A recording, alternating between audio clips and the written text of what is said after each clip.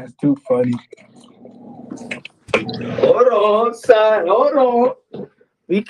We keep this out here in the punch from boxing family. What you think what it is out here, son? Oh, yeah. Let's go. Oh, yeah. You know, for my Cape Verdean people, baby. Let's go. Nice place to go to, yo.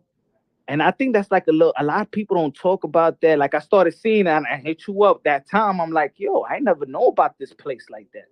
It's beautiful out there, bro. Yeah, so for me, I got, you know, my parents, my grandma was born out there, my grandpa, and they, you know, they have my dad in the US, whatever. But for me to know my history, of course, and to respect my, you know, my family's tradition and what they had to go through to be even get here, for me to get here.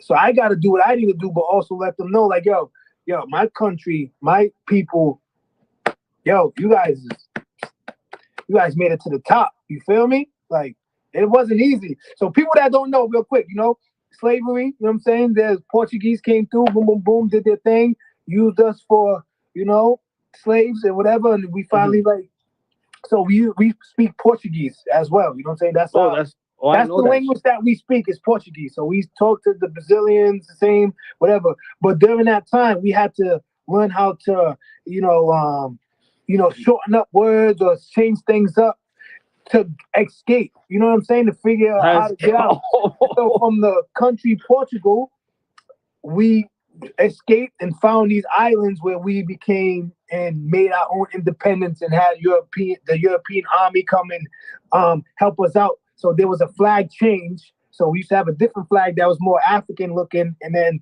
once we got the independence and united with, you know, the military pretty much for safety, you know, that's what the color switch up. That's what's up, bro. That's what's up, man. Beautiful flag, beautiful flag. Look, the Demetrius Andrade, we got the drunk. If you guys don't know, there's a lot of beautiful ladies out here that are Cape Verdean. That I don't want to be like name dropping that. Oh, you guys be like that. Hey, I already seen. I did my research, son. I did my research too. There's a lot of beautiful men too. Like, but for the ladies, that's in sports and that's whatever. That's in the Cape Verdean world. That, you know, I don't know why they, you know. It's a small country, so they try to stick with, you know, what their platform is. But like, yo, there's nothing wrong with representing your country, man. Let's not forget. You feel me? I got the Drunk Nation special. We got members, you know what I'm saying? And if it's all right with you, can they ask questions? Can I pull them up and so they can ask you a question? Yeah, whatever you think, man. We got some time in. We cool. This Rap Star boxing knowledge from London. Let's go, Rap Star. Ask your boy Andre, anything you want to ask? Yeah, first of all, I want to give a big shout out to you, Punch, for letting me on. And you know what? It's early hours in the morning, but I couldn't miss this for nothing. And Demetrius Andrade, you're one of my favorite fighters, man. How you feeling out there? Yeah, man. Thank you. I appreciate that for tuning into Punch. And I felt good, man. I'm ready to rock and roll and give myself and my people that support me a hell of a night. Yeah, man. So you coming into 168 now. Now, you at 168, apart from yourself, who do you think is the biggest threat in that division? And I'm just going to say, only because you're in that division, who do you think is the man in that division right now? Yeah, before I even stepped up to this weight, I always thought the David Benavidez, when I was at 160, I thought David Benavidez, I was like, yo, that is I never seen him in person, but I was like, yo, that is a big dude to deal with. No matter how much, like, the skill set, whatever, he's a big dude to deal with, man. He got some speed, he got some power. He's going to be a problem for anybody. Now, you're keeping it real because a lot of boxing fans think in today's world, even though they think Canelo's declining slightly, just a little bit, because of the way that he fought Golovkin and his loss to Bivol, people think David Benavidez is the biggest threat. So you're just probably keeping it real. You don't even see Canelo Alvarez as the biggest threat in that division right now. Nah, not at all. Nah. I told somebody before, too, I'm like, even if Canelo was, I just think from the looks of it, of TV, not seeing David Ben, he seems like he's a big boy, and that's a lot to handle for somebody Canelo's size. Period. You know what I'm saying? Like, no matter like how whatever. I think David Benavidez looks like he's like 6'2", bro, 6'3", walks around like 200 pounds. He looks huge, bro. Remember, he used to be 240 pounds. Bro. I don't even know how. He just looks like a big dude. He just looks like a big dude to deal with. So when you look at that and his speed and you know the way how he puts together, if you don't really know how to use ring generalship and know how to move, that's going to be a lot to deal with if you're a fighter that has to go toe to toe. The great thing about it was that at least he's the only one, bro, in years, the only fighter that ever at least called you out and respectfully. And he was like respectfully about it. Like, yo, I want to fight him because nobody else want to fight him. So like, yeah, I gotta respect that too. You know what I'm saying? Of course, I'm gonna respect that. You know, but at that time, I don't know if he was in the same weight division, but it was about me fighting whoever. And you know, people asked me because David Benavidez, you know, started making a name for himself, and people were like, "Oh, you fight him?" I was like, hold on, look at this dude first. That's what we're talking about first. Hold on, I ain't no fool now. You know what I'm saying? I'm at 160. What the hell is? He looks like he's 75 pounds. But I found out he's at 168. I'm like, yo, that's a lot to deal with for anybody, bro. You really got to be on your P's and Q's and know how to use the ring for somebody like that. He's not the best. He's not the best. Who's the best? Who's the best? The best talented fighter in the world? Right here, man. The most Demetrius, boo boo. I'm not saying I hit the hardest. I'm not saying I'm the fastest. I'm just saying the most skillful fighter right here. But when it comes to skills and like the shit that I can do, right here. Yeah, you already know that I took out the one of the boo away. It's Demetrius Boo Andrade. It's no more Demetrius Boo Andrade. Because you scared me, people. You made everybody. I told you a long time ago. You made everybody run from 160 to 168. Now you won 168, and now it's either they retiring or they're moving up to 175. Now you gonna move? And I told you this shit 2 years ago. Remember, I said, "Can you run as fast?" Because now they're gonna move to 175. It's either gonna fall off. They're gonna, you know what I'm saying? Yeah, facts. Hey, Punch. I got one last question for the champ. Go ahead, my brother. Yeah, champ. Listen, yeah, we always have debates. And there's always this debate that Canelo Alvarez was at your weight class. You had the belt. He could have become undisputed.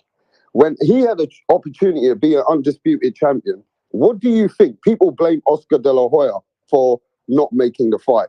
People blame Oscar De La Hoya for it. They say, well, Oscar De La Hoya didn't want the fight. What do you think it was? They both didn't want the fight.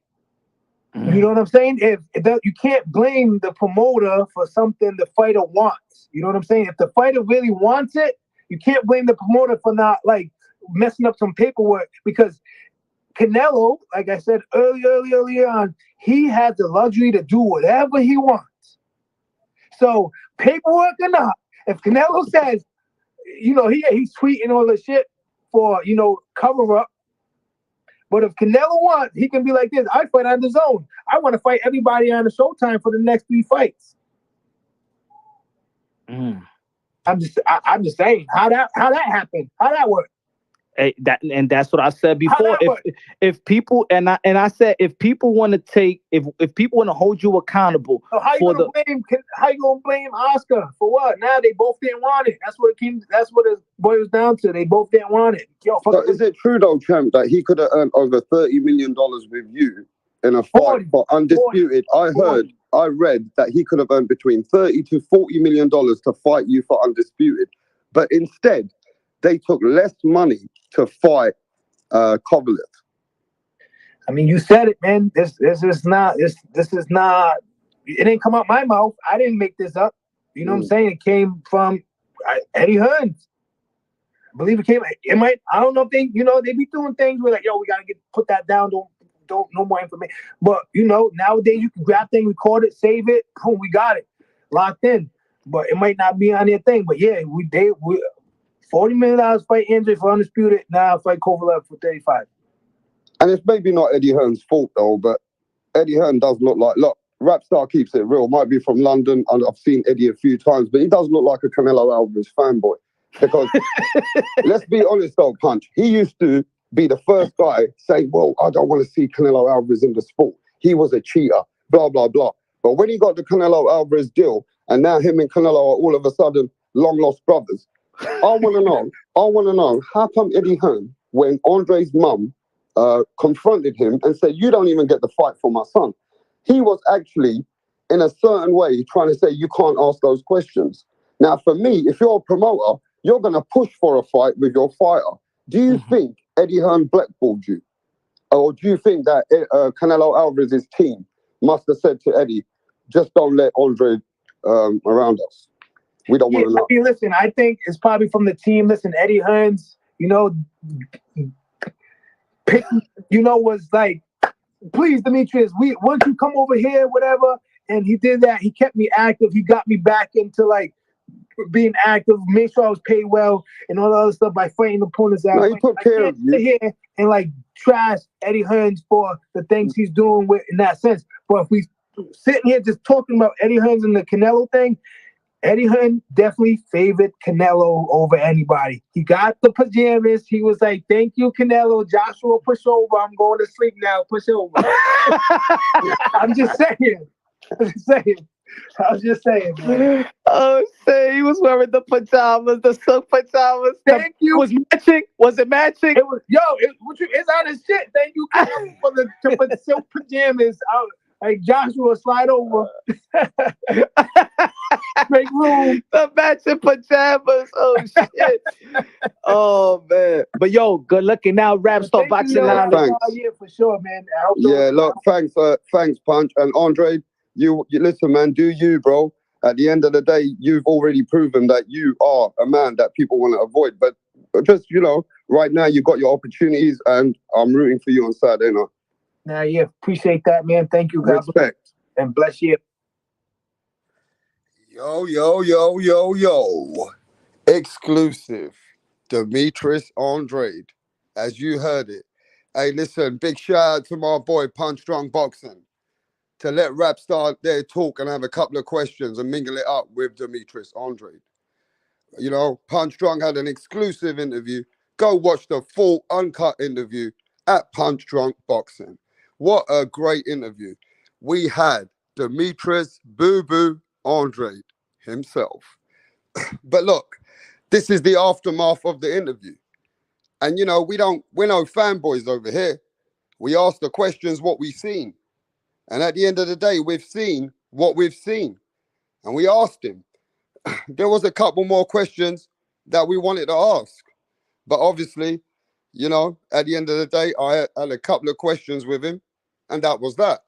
But let me just say this. Demetrius Andrade, with what he said, what do you think about it? Do you agree with Demetrius Boo Boo Andrade that most boxers have avoided him and they didn't want to fight him? And we're starting from the days of Jamal Charlo. When Jamal Charlo wanted to have the opportunity to fight Demetrius Boo Boo Andrade, the fight never happened. At the end of the day, it was all talk, but the Charlos, they never fought. When Demetrius Andrade wanted the Gennady Golovkin fight, Gennady Golovkin, he didn't want to talk Demetrius Andrade's name. Anytime that Demetrius Andrade wanted to unify his belt against Gennady Golovkin, the boogeyman, the man that beat everybody else, they used to call Golovkin the boogeyman. But the boogeyman never wanted to call out Boo Boo Andrade. Then we go to the man himself, Saul Canelo Alvarez. How much of a truth is Demetrius Andrade telling you? That when he had the belt at 160 pounds, Canelo Alvarez didn't want the smoke. Saul Canelo Alvarez didn't want the smoke. Ladies and gentlemen, I know that's hard to take in. And it's pretty hard to understand that why would the pound for pound #1 fighter that beats everybody else, that wants the smoke, even wanted the smoke with Floyd Money Mayweather? Canelo Alvarez wanted the smoke with Floyd Money Mayweather. Why the fuck would he want not fight Demetrius Andrade? How much of that is the truth? How much of it do you think is business? How much of it you think is not Canelo Alvarez's fault? Is it Jamal Charlo's fault that he didn't fight Demetrius Andrade? Was Golovkin avoiding him, or was it the business? Is he the most avoided fighter, or is it just overhyped? Is this avoided fighter a fighter that beats everybody else? Why is he the avoided fighter? At the end of the day, don't you see all these good names that I'm telling you? Canelo, Golovkin, Charlo, all these guys, don't you think they can beat Demetrius Andrade?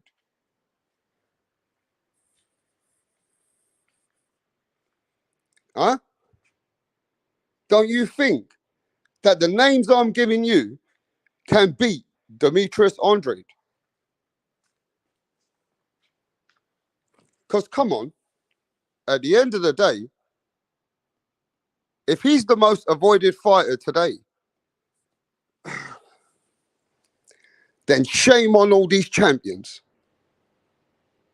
Shame on them champions, bro. If he's the avoided fighter, then shame on those champions, bro.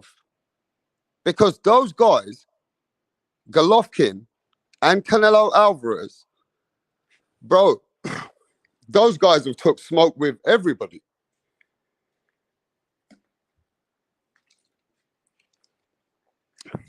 Now let's break this down. Is he not a high attraction? Is he not an attraction for Canelo Alvarez to sign to fight at the time? Is Demetrius Andrade not selling as an attraction that can sell with Canelo Alvarez? Fighting Demetrius Andrade, would it have made less money? I don't think that's the truth. If Golovkin fought Demetrius Andrade, would he earn less money? Would he have got more money to fight Murat? Was Golovkin getting more money to fight the other champion and not fight Demetrius Andrade? Is Demetrius Andrade doesn't pay well? I mean, at the end of the day, to me, from what I'm reading, Canelo Alvarez could have got 40 million to fight Demetrius Andrade.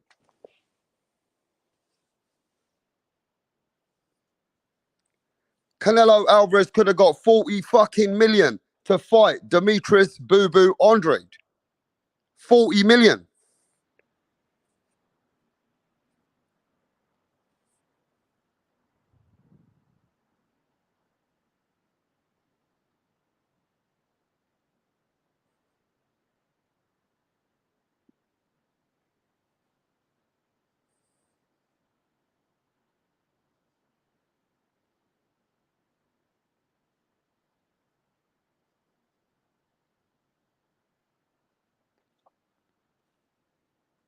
There you go, mate. Check this out. Canelo Alvarez ducked 40 million purse to not fight Boo Boo Demetrius Andrade. Hey, ladies and gentlemen, Andre's got a point. Ladies and gentlemen, Andre's got a point, though. You can't knock him here, bro. Hey, look, we're looking at the fucking facts, and we're not going to go by feelings. Come on, man. You guys have got to keep it real out here. That 40 million was offered to fight Demetrius Boo Boo Andrade, and Canelo Alvarez walked away. Those are just the facts. Whether you like it, whether you don't. And the facts are the facts. Gennady Golovkin didn't want to take the fucking fight with Demetrius Andrade. Why? Why the fuck he don't want to fight Demetrius Andrade, bro? You call Golovkin is the boogeyman.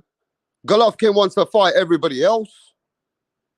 But he didn't want to take that fight with Demetrius Andrade.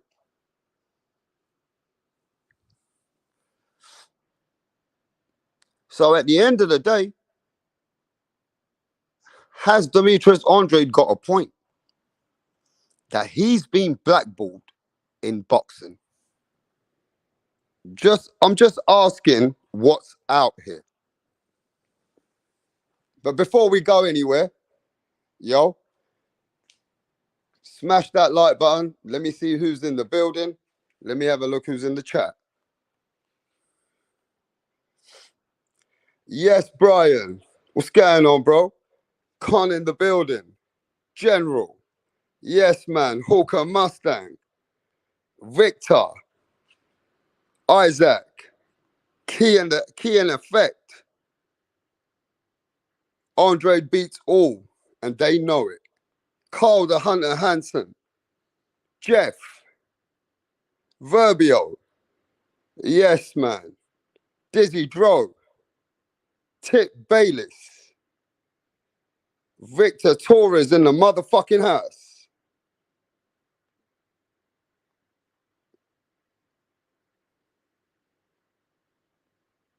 Matt in the motherfucking building. User G123.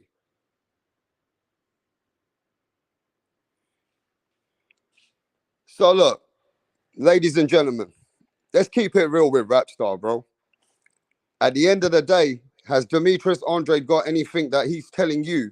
And when he's talking that talk, there's some facts behind it, bro. That he has been blackballed in boxing. That when he wanted a Charlo fight, the Charlos didn't want that smoke. Right? That he been chasing Charlo for a while, and Charlo now he's got to come back to chase Charlo. Right? He just wants to fucking fight. Now, when he was a champion, ain't no champion calling him out. And you can make that big money. It's not like you can't even make the money, bro. You can make the big money, but you don't want to fight Demetrius Andrade. So at this point, Andrade said, fuck Canelo. Do you blame Demetrius Andrade, as say on the interview just now? He just spoke right now on Punch Drunk Boxing with the exclusive, the one and only, Mr. Moonshine and Boo Boo Andrade. Do you agree with Boo Boo Andrade that boxing has blackballed him, right?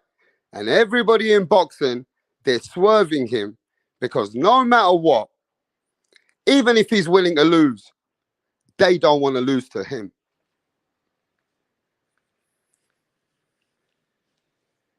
They don't want to lose to him.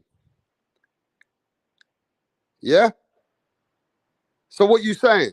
People are shook because they don't want to lose to Demetrius Boo Boo Andrade. Because Canelo Alvarez probably thought, I don't want to lose to a guy right now who's not big, as a big name as I am. I don't know why Jamal Charlo didn't take the smoke. He got offered $7 million and he didn't take no smoke. Those are just the facts. Those ain't feelings. But Gennady Golovkin was in the same fucking business with Eddie Hearn and never wanted to do that fight with Boo Boo Andrade.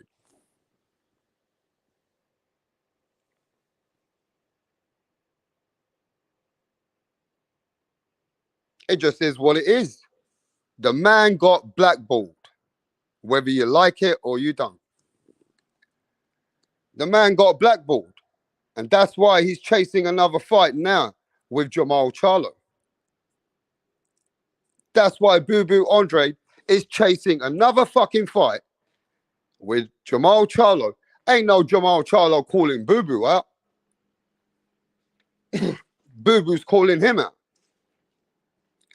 Now let's take it to where and what happened.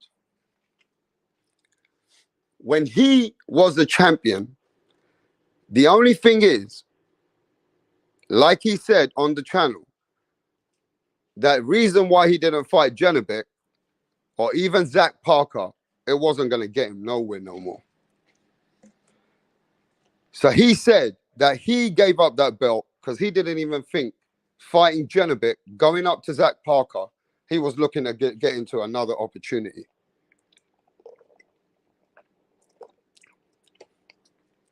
He's too long in the game to go backwards. So for him, he said, fuck staying at this weight. He's getting a deal with a one-fight deal, and I don't know how his deal works going forward with this deal that he's got now. But what his opportunity is to fight Jamal Charlo. So he now is chasing the Jamal Charlo fight. Is Charlo going to duck Demetrius Andrade?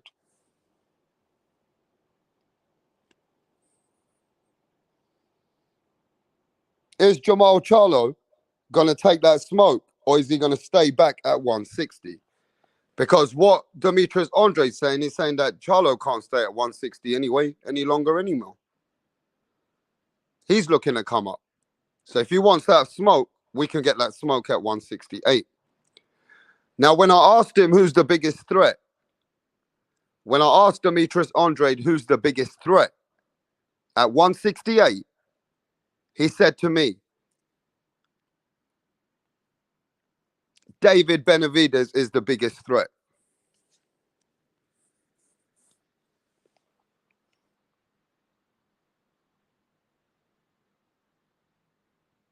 David Benavidez is the biggest threat.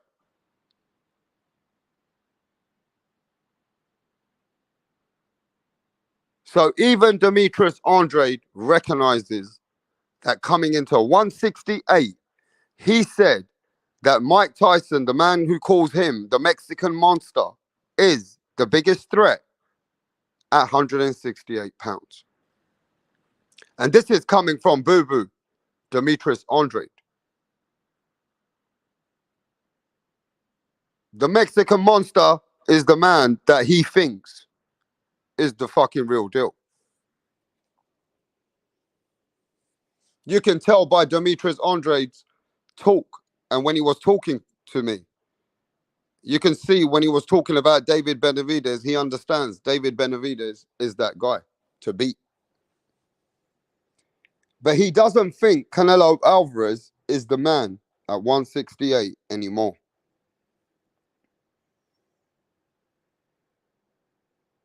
He doesn't think Canelo Alvarez is the man anymore at 168. In fact, what he said about Canelo Alvarez is fuck Canelo Alvarez. Now, of course, he's going to feel a certain way because, you know, Canelo's a man that makes his decisions. Canelo's one of the greater fighters to everyone. So Canelo makes moves. Canelo is the kingpin. He's the man who makes choices who he fights. So if Boo Boo feels fuck Canelo, it's only because he never got an opportunity to fight Canelo. But Canelo has done a lot in his career that he doesn't even have to really, if you ask me, he don't have to answer that to Demetrius Andrade. At the time when he had the answer for Demetrius Andrade was the time when Andrade had the belt. When Andrade had the belt, Canelo should have faced him then. Canelo should have went and faced Andrade then, and that's a fact. Now, for whatever reason, whether it's promoters, his management, or Canelo himself didn't face Demetrius Andrade for that fight, that's history now. Now, for that reason, Demetrius Andrade really wants his fight with Canelo Alvarez. He feels that he's been cheated out of his career. Because he made a good point as well. He said Billy Joe Saunders got an opportunity, right? He said Billy Joe Saunders got an opportunity. Yavni Yildirim got an opportunity, right? We're just keeping it real here, bro. Yavni Yildirim got an opportunity. What Andre's little thing is here is that why not give me the opportunity? If you're going to give John Ryder the opportunity, Because now they're talking about John Ryder, right? Now, do you as fans want to see Canelo Alvarez face John Ryder?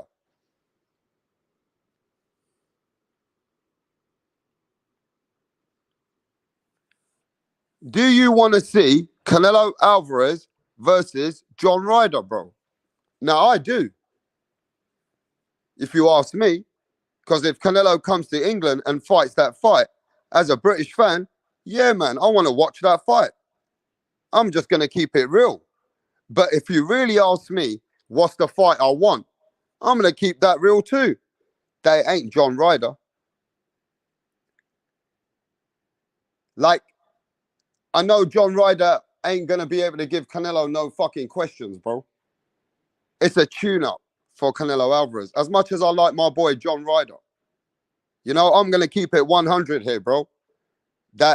It's a fight I want for England, for John Ryder. But for the fans and all over the world and the global fans, that's not the fight. That's not the fight, bro. I'll be a hypocrite. If I say, yeah, I want to see Canelo fight John Ryder, mate. Yeah, that's the best fight in the world, mate. I'll be a hypocrite. I'll be just saying that because of England. Yeah, man, we just want that fight for England, bruv. Let it be a good fucking payday for John Ryder. And guess what? Canelo's coming to England. Go fuck everybody else. Canelo's coming to England, man. Go fuck yourselves. We want to watch it. Let Canelo come to England, sell out Wembley. We go and have a hot dog and I have some fun over there, mate. Go and have a few beers. What's it got to do with the rest of you? Do you know what I mean? What's it got to do with the rest of you? We're just going to watch John Ryder and Canelo Alvarez and all the boys in London. We're loving it, mate. We're all going out for the night, mate. You know what I'm saying? But we know John Ryder's getting it. We know that John Ryder's getting it, bruv. We're not fucking stupid over here. We're proper hardcore boxing fans across the pond. We're proper hardcore boxing fans across the pond. We also know that we want that fight, but we know that our boy John Ryder's, he's getting a beating. Oh boy, John Ryder's getting a fucking beating. He's getting a walloping. The old ginger boy Canelo Alvarez, we're going to call him Irish when he comes to England. Trust me on that. We're going to claim him as he looks as an Irish boy. He looks like an Irish lad. I'm sure he's got a bit of Irish in his ancestors. You know what I mean? At the end of the day, Canelo's going to come and he's going to beat the fuck out of John Ryder. And we're going to sit there and get drunk and be happy for John Ryder. Fuck the rest of you. That's just boxing. Right? But if you really want to call it the truth is that's the fucking tune-up for Canelo Alvarez. That's just me being a Londoner and just being selfish. So let's keep it real, bro. Him coming to fight John Ryder, you're better off with Demetrius Andrade. Tell me that's not a bigger fight. Yes or no? Come on, Cole. Keep it real. Come on, General. Keep it real.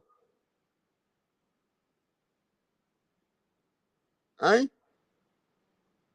Are you telling me you guys are more excited about John Ryder versus Canelo like we are? Or would you rather him fight at least Demetrius Andrade next?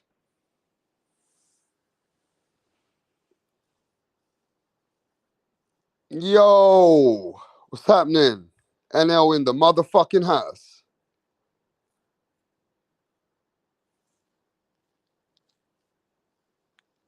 You tell me, bro.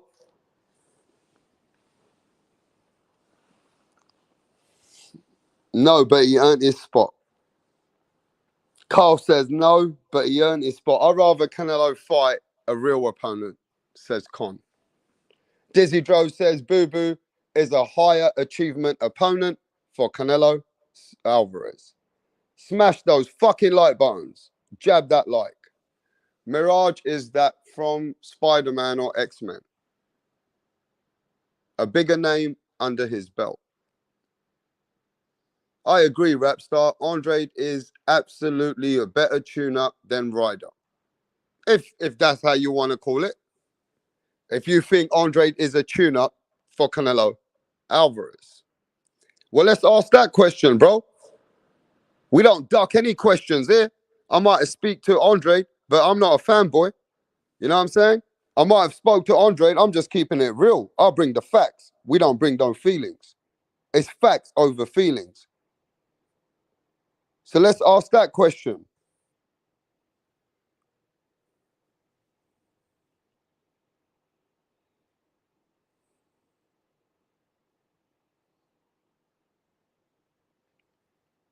Is Demetrius Andrade, Boo Boo Andrade, two-weight world champion? Answer the question, right? Is that a tune-up for Canelo Alvarez? Yes or no? Let's see if you guys are real boxing fans here and how you analyze boxing. Is Demetrius Andrade a tune-up fight like Matt Salido thinks?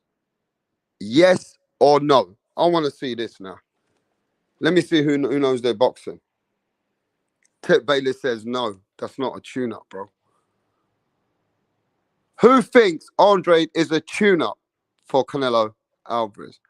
Kevin Effect says Andrade is no tune-up for any fighter. Yes, he fought nobody, says NL. Smoke has started. No tune-up, but hell no tune-up.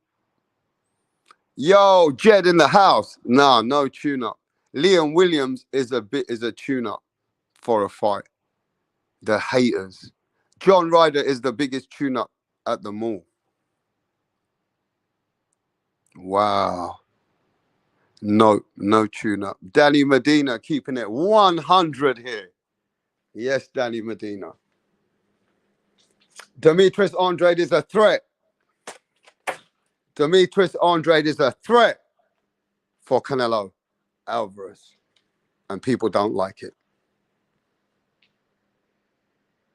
Demetrius Andrade is a threat for Canelo Alvarez and people don't fucking like it. They don't like it. You know why they don't like it? Because Canelo has fought and reached certain heights. And Demetrius Andrade hasn't fought on that level. So they can't give Andrade that respect of 50-50. You get me? You gotta analyze this as a real boxing fan. You can't be a fanboy. Now let me ask this, and I don't mind sending the link. Is Demetrius Andrade a 50-50 fight with Canelo Alvarez? The pound for pound Canelo, 4-weight world champion, one of the best in this era. Is it a 50-50, a 60-40, a 55-45? What is it in your eyes? What is that fight in your eyes? Is it a 50-50, a 60-40, a 55-45? Where is that fight?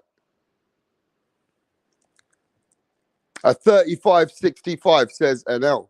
Now, that's a bit of a high explanation there. Jeff says 70-30. And I'm obviously assuming it's Canelo Alvarez, bro. So you got 70-30, 83-17, 96-4. Oh, shit. You guys making me laugh right now. 82-20, Canelo win easy. What the fuck? Let me send that link out here, bro. What the fuck are you guys saying out here? What the fuck are you guys saying out here, bro? Hey, listen. I love people's opinions, though. This is the only show that I love everybody's opinions, even people who don't agree. That's amazing. 80-20, yeah? Shit. Man, give me a second, guys. Let me get my fucking bird out here. I need to get Tracy out here, man. You guys have got me laughing. You got me laughing so much. I need to get me girl Tracy out here. Right, what's going on here, Donny's on the next? Barry's actually going to propose to Sandra. Sandra has been giving Barry mad head lately, and he's witch, yeah? He's doing this behind the back of the boys because they know, yeah, they would have cussed him out for proposing to Sandra. Tracy had one job to do, and that was to record it. But she's all over the bloody place. Barry's clocked that she didn't get the footage, so he's going to propose to Sandra again. Oh, for fuck's sake, Tracy! What's going?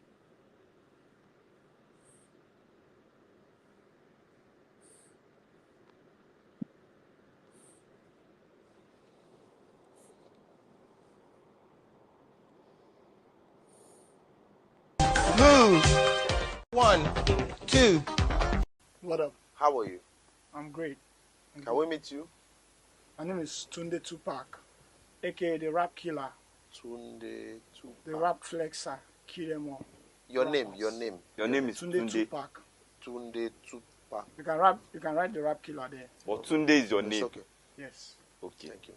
Tunde, with your dressing, I know the kind of song that you're about to present. Yes. So you want to tell us about it? Just rap game.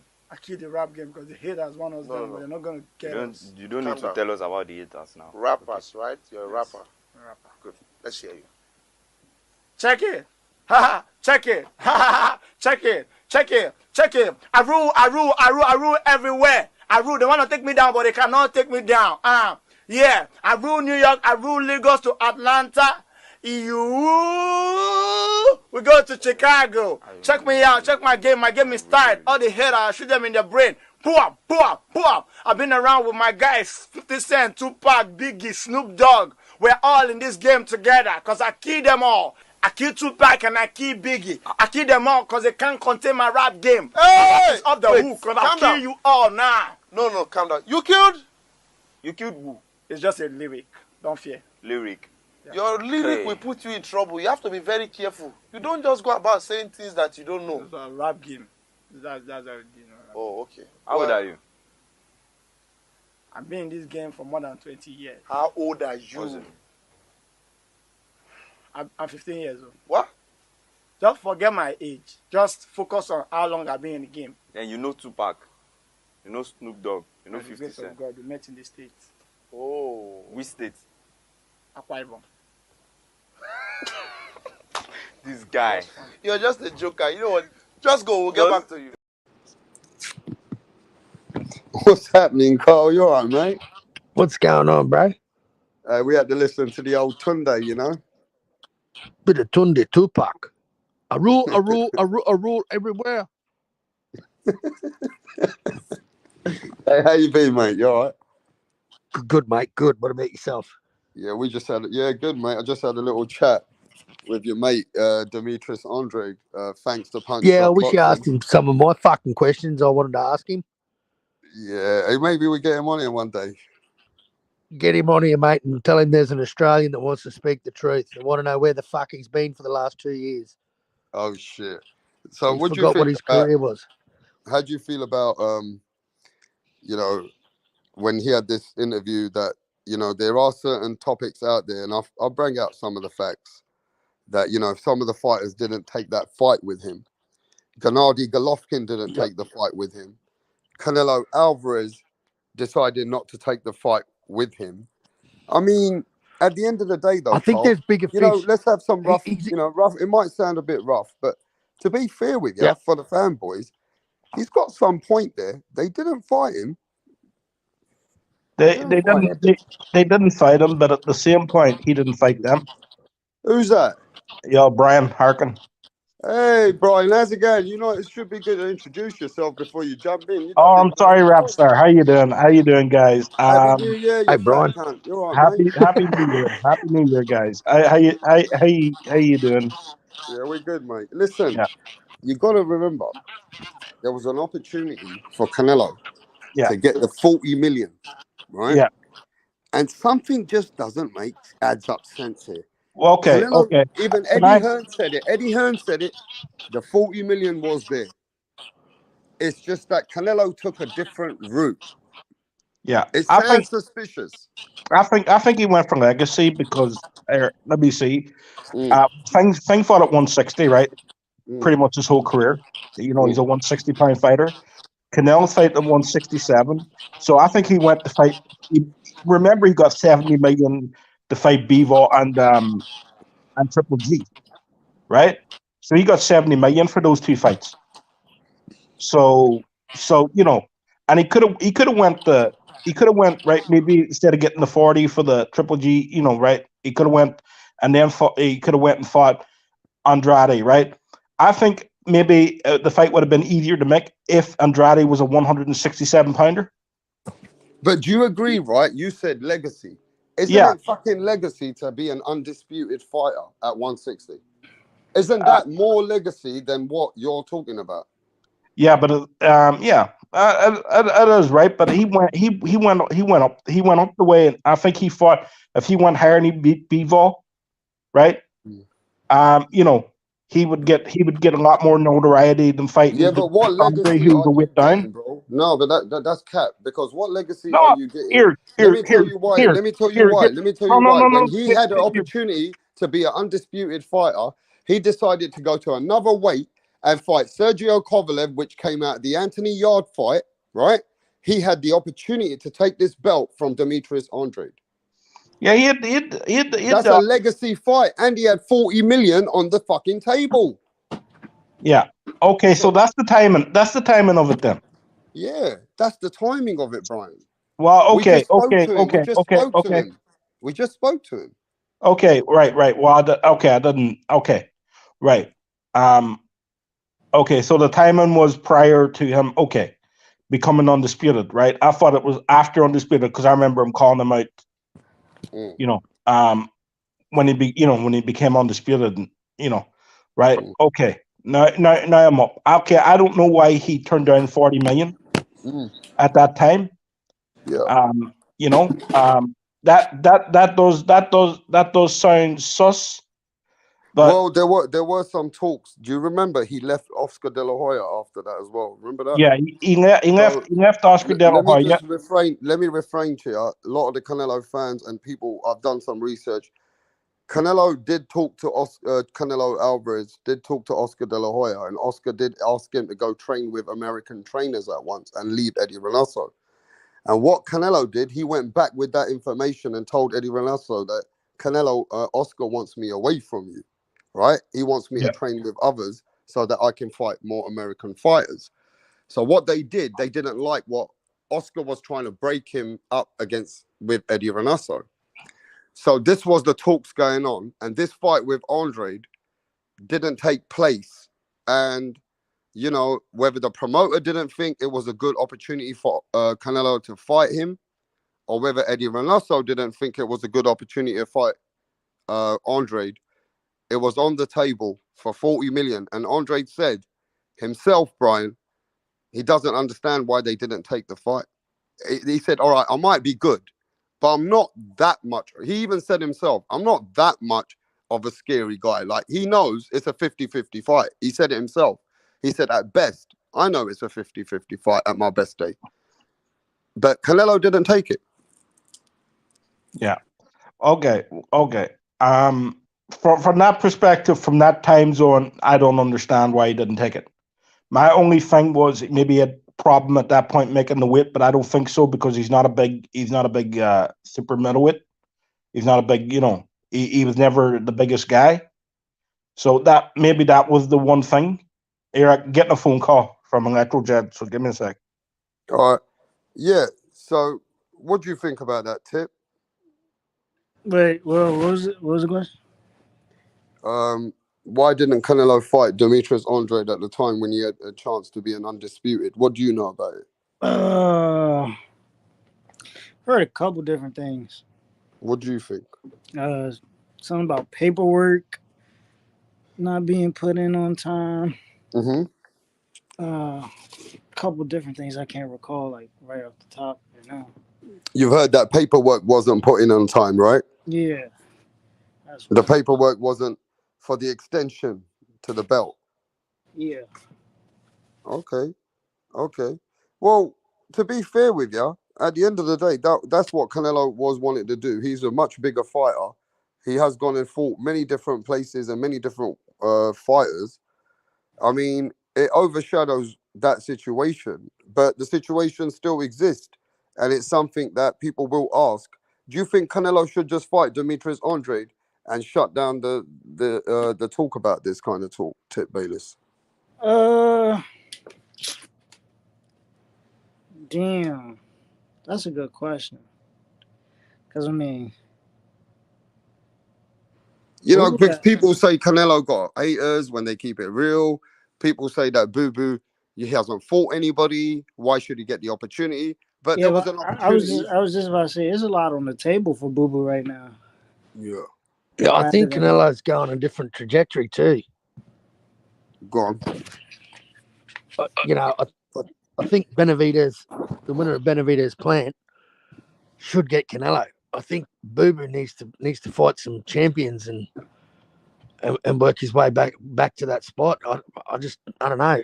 I mean, he did move up in weight, so I mean, it's only right. So, are you guys saying that Boo Boo doesn't really have much to offer Canelo Alvarez, Cole? Not at this particular. Not at this. No, he's got nothing. Been nothing at all. He don't bring much to the table. I think no belt. I think. What do you think John Ryder brings to the table? Damn, John Ryder got that belt, but that's bullshit. Cause I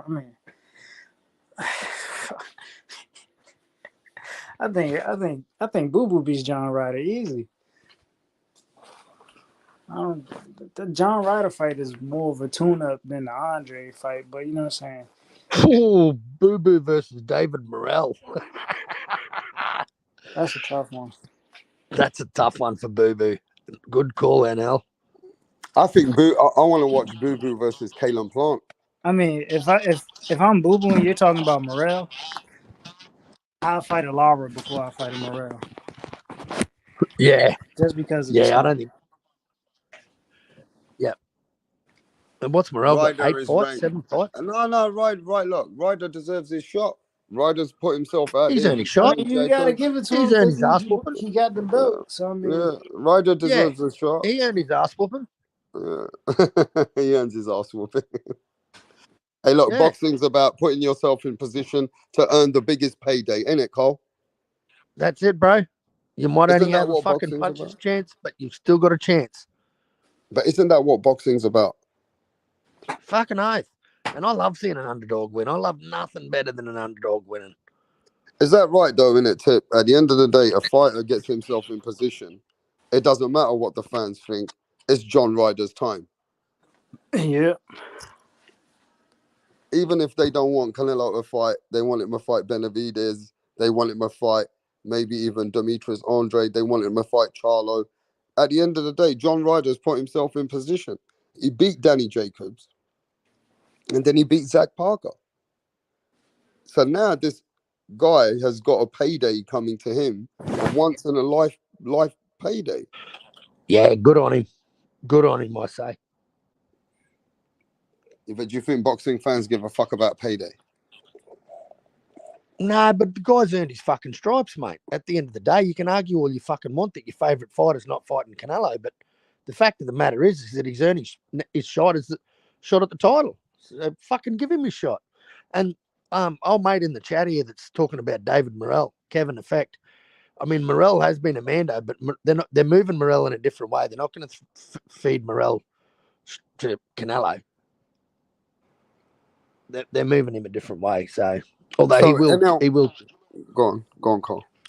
No, I was just going to say, Morrell's moving different. He's moving like an Eastern European type fighter, you know. Like he's going to, by the time he's had 10 fights, he's going to be getting a world title. Like there's no two ways about it. But I think Morrell's still got a couple of fights before he shakes it up in the top 5. Well, NL, my brethren across the pond says, Boo Boo did not get the big fights. He also has to be accountable for it. Bad management, team handling. Maybe he wanted to make easy money. I mean, you heard it himself, though, that at the end of the day, he wanted the biggest fights. That's what he kept asking Eddie Hearn for. That's why he kept trying to get the biggest fights with Gennady Golovkin, Canelo. He went everywhere to try and get these fights with Charlo. Never happened. Now, but he's in a great position right now. yeah. You gotta think about it. He just crossed over like to the American, like I guess the American mainstream audience, not the just the boxing casual. You know what I'm saying? Like all the But eyes are going to why be do on you think? Tank this weekend. So Why do you think the PBC gave him a 1-fight contract? What do you think that was? Is it one fight? One fight. Oh, who knows? I mean, if he produces, they may they may give him an extension and they can make something in the works. But they're gonna need some serious numbers for $80 a pay-per-view event for one-sided beatdowns. This pay-per-view is going to do numbers. I think this will do numbers. I know the gate attraction is going to be amazing because the card. Oh, the gate will do well. Yeah, the gate will do well. The card is stacked, so I know it's going to be packed. Yeah, but it's stacked lopsided, bro. Like, let's keep it a buck. It is, but it's a let showcase. me say this in this statement, Punch Drunk Boxing says Demetrius Andrade is the most avoided fighter in the history of boxing. Is that a fanboy comment, or is that any facts there? Answer. There's feeling in there. I still got Arizona Lara sitting around, man. So I mean, like, is that Punch trolling, or is that Punch with some facts? That's Punch guy, so he's gonna be 100% with what he says. He's gonna back his claim. So.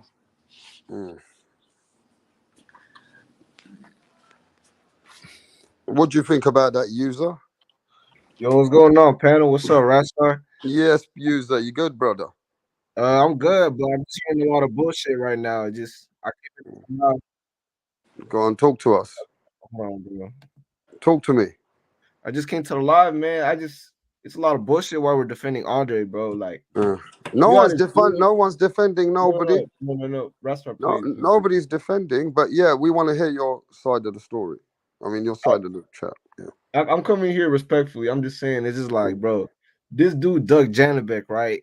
Oh my lord, bro. Let him talk. Let him talk, bro. Thank you, Rastar. He's gonna claim that I can't make 160 no more, and now he wants to fight Charlo.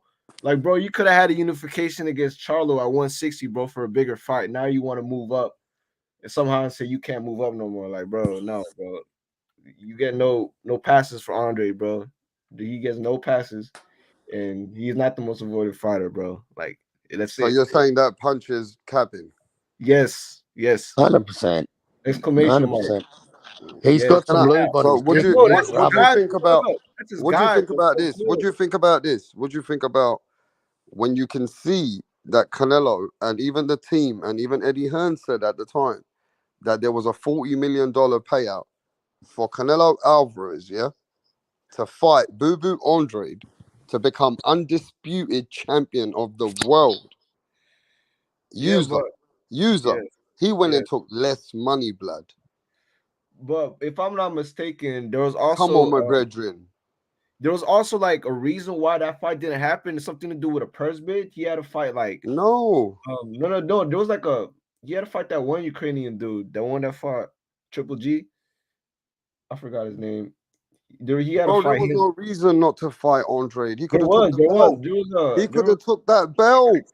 I could send you the link, Rastar, but send the link right now because we just spoke to him and we've even seen it. We've even gone and done the research and it's been out there. And even Oscar De La Hoya had to admit it that the fight he said himself that they didn't apply for the extension. They went on another route. I'll send you the link. But listen, that's the link that you need to learn. That the promoter and even the people in the boxing said that they didn't do the extension. They went and moved in another route. Yeah, but how I know this article. They tried to claim that they were getting legacy fight with Kovalev instead. Okay, well, that's not what this link says. I'm just letting you know that what the people themselves have said. I gotta go by what the people have said. Now, the only man who can come here after me seeing what Eddie said, Oscar De La Hoya said, and seeing what I've researched, the only man who can come here and tell me, because I've already spoke to Andrade. We just spoke to Andrade. So only man can come and tell me different is Canelo Alvarez. You want me to get him on here? Yeah, you better go and do your homework and get Canelo Alvarez. All right, I'll just send him a message. All right. Nobody else can tell me nothing, bro. I sent you a link. So you could check the link. You read it for yourself. Look, what I'm saying to you, brother, is Canelo Alvarez had opportunity to be undisputed and get the belt versus Andrade. He didn't do it. Okay, well, like I said, read the link for yourself. But you say, what about the fight when David Benavidez was spoken and the promoter said we want $7 million minimum to fight Andrade? Then what about the Charlo and Andrade when they offered Charlo $7 million and Charlo didn't want to fight for that fight at that moment? Well, that's up to the promoter. You talking about Sam Lukowitz or whatever his name is? Yeah. That's the promoter, not David Benavidez. That's not his fault. So that's not David Benavidez. So how's he being ducked? So do you think that people haven't really ducked him? It's just a business. Yeah, I would say it's that, but it's also just I would say it's that. Just the business. You say it's the business. The business. Yeah, I mean, like what has Andre done for people that want him to fight? Like, what makes people want to fight him? He hasn't done much at all. Right. Who's his best win against Marty Ogier? The motherfucker forgot what his occupation was for the last 15 months. Yeah, who's his next fight though? Andrade. Yeah, he's fighting the guy that Berlanga beat up. Oh, it's a 50-50 fight. This one, guys. Nicholson. Oh, and you want people to fight him? What does he offer to the table? Yeah, but can I ask you guys something? Brian, you got to remember this, Brian. There's a Rocky story for everyone, right? Right? Yeah. And everybody gets in boxing to try and get that opportunity, right, Brian? True. John Ryder's getting an opportunity. He is. What's that guy's name? I can't even pronounce his name sometimes. The guy that Chris Eubank knocked out. Yevgeny Yildirim. Yildirim. Yeah, the same guy Canelo knocked out. Yeah. He got an opportunity. Yep. But he was a mandatory. I get it. But what I'm saying is, this guy, why do people hate on Demetrius Andrade? Like, you can hear it. People say, nah, he shouldn't even get a chance. You can hear it in the chat that people say that Andrade, what has he done? He shouldn't get a chance to fight Canelo Alvarez. I don't think they hit Demetrius Andrade. I think they're disappointed with the way his career turned out. Maybe he is too. So do they blame him for it? I don't blame any fighter. What I blame is promotion, right? You see, right? I've been around fighters my whole life. I've never heard a fighter saying, I don't want to fight that guy. I've never heard a boxer, even though that guy whipped my ass, I never heard a guy saying, I don't want to fight that guy. I've never heard that come out of a fighter's mouth. Right? What I've heard from promotions or what I've heard from people above those fighters, you're not ready to fight that guy. Or that's not the right fight to take right now. We'll get it somewhere down the line, and then that fight never happens. That's what I've heard. Right? Promoters, I blame promoters mainly and people who do negotiations for fights not happening. I stopped blaming fighters a long time ago for fights not happening. But at some point, you have to take responsibility and go, why are these fights not happening? As a fighter, right? If that's not working, get a new promoter. Maybe someone who freaking believes in you that you can beat these guys. Because maybe Demetrius Andrade, maybe the question he should be asking himself is, does he have the right people around him who believes he can beat these guys? That's the question he should be asking himself. But what can he do? What can he do when he says himself that Eddie Hearn, he kept pushing, but Eddie Hearn said they don't want to do it? Like, even the people around him say that, you know what? He tried to make the fights, but they don't want to give him the opportunity. He got blackballed at the end from Eddie Hearn. And he had to leave. He had no opportunity. Because they can't get him the Golovkin fight. Golovkin rather go fight the Japanese champion. What was his name? Murat. What was his name? Murata. Right? Yeah. He'd rather fight Murata but not fight Andrade for the same money, or if not the same money, then even, right? But Eddie Hearn couldn't get him the fights. And Eddie Hearn said that, you know, he tried, but he couldn't get him the fights. I don't know. I honestly don't know, right? When I look at Demetrius Andrade, I'm thinking, and this is an honest opinion, right? Because you know I don't come out with bullshit. No. I think, what a waste of talent. Right. That's what I honestly think. Now, I don't know whose fault it is that he's not getting the fights. The fact is that he's not gotten the fights that we wanted to see from him. And I do not know whose fault it is, but, you know, here's the thing. I do not know how good Demetrius Andrade is. And that's right. And I said that about a young fighter earlier. He's nearly 30 fights and throwing in his boots, right? You know, even though he's fighting a lot, due to the level of his opponents, I don't know how good he is. And I feel the exact same way about Andrade. I do. And at this point in his career, I should know this guy is the guy. And I don't know if he is or not. What does your eye test tell you? Because you've been in boxing for years. I've been in boxing for years. I've trained around fighters. I know that you've even done a bit of fighting yourself, because me and you spoke about some of the amateur stuff when I first met you. So yeah. I've been in this game. What does your eye test tell you about Demetrius Andrade? Because you do know that I've researched his amateur career. He was #1 for America at one point. But what does your eye test tell you about him as a fighter? I think he's a very talented guy. You know, right? I'll tell you something about, right, when my man Jason Quigley, right, a guy who I trained from a guy I met when he was 10 years old. Yeah, right. Right. I was going around telling people in my country, in my region, that Demetrius Andrade is going to whoop his ass. Right? I've known this guy since he was 10 years old, and I was still honest with what I believed. But here's the thing: how good is Demetrius Andrade? I think he's a great talent. I just don't know how good he could have been due to the levels of opposition. Right? My eye test tells me there's a lot of wasted potential there. That's what my eye test tells me, and I do think he could have been great. And I do not know whose fault it is. That's honestly what I think. Well, I do not know whose fault it is. Right? I can't give you any more opinion than that. Right. I mean, you know that there was an interview about an hour ago that we spoke to him, didn't you?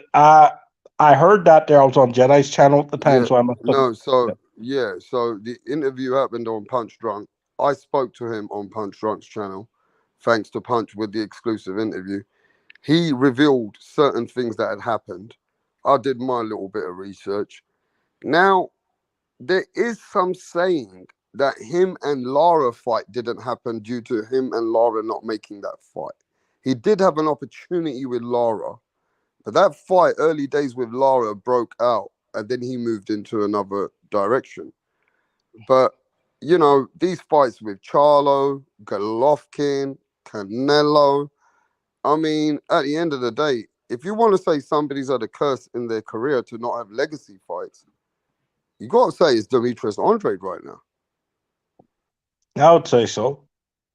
Because my eye test tells me he's a very good fighter. He's a very good boxer. He's a great technician. He's very skillful. He got great timing. He's a good counterpuncher. He's got a good jab. He's got good head movement. Right? Right? He's a good technician, right? But also I'm at that point, I just don't know how good he could have been. You know, when he came up against these top guys, right? I don't know if he could beat them or if he couldn't. How do you match him up with, even though you don't know how good he could have been, you've seen him around the fighters that you've seen, with Ostakis, the Leo Williams, the Quigleys. You've seen the fights. We've seen the fights. Yeah. How do you think he matches up with the pound-for-pound great in Canelo Alvarez? I think in your eye test. I think his lateral movement gives Canelo problems. Facts. But my one thing is right, if Canelo lands on that chin, you know, because I seen a come forward fighter in Liam Williams at time cut off the ring and was able to land combination punches on him. And right, I don't know if he underthink Williams, if he underestimated him or whatever it was. But yeah, I think Canelo is far better than Liam Williams. So I don't, he's way better than. He's way better than Liam Williams. It's different I'm trying to be nice to Liam Williams, but yeah, he's way better than Liam Williams, right? Yeah. So yeah, right. On the eye test, he's done great things, but just the level of his competition, I don't know how. I think at this point, I would give Canelo probably like 70-30 or 65-35 at this point, just because he's fought the better level of competition and he's been more consistent throughout his career.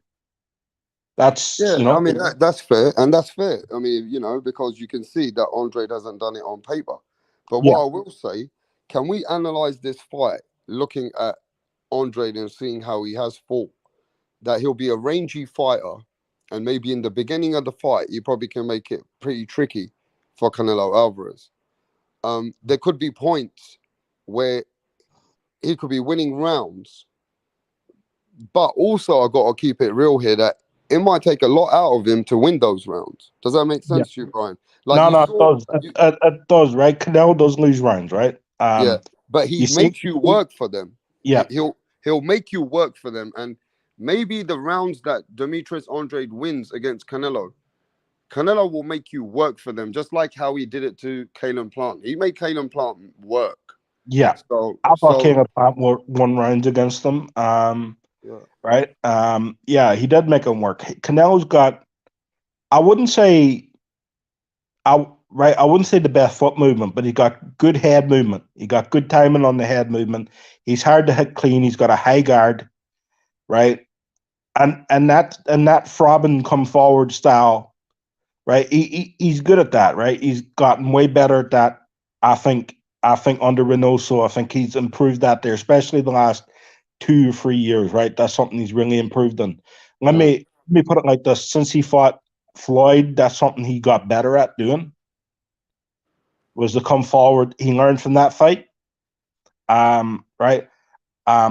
Honestly, right, going into the Bivol fight, and I know Andrade at that point wanted the fight. I've honestly believed Bivol was the tougher fighter for him due to skills, ability, and also moving up in weight. I thought it was the tougher fight. I actually picked Bivol to beat Canelo. I don't know if I can say that at this point about Andrade.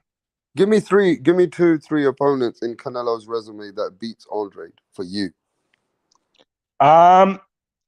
Honestly don't know if they beat them.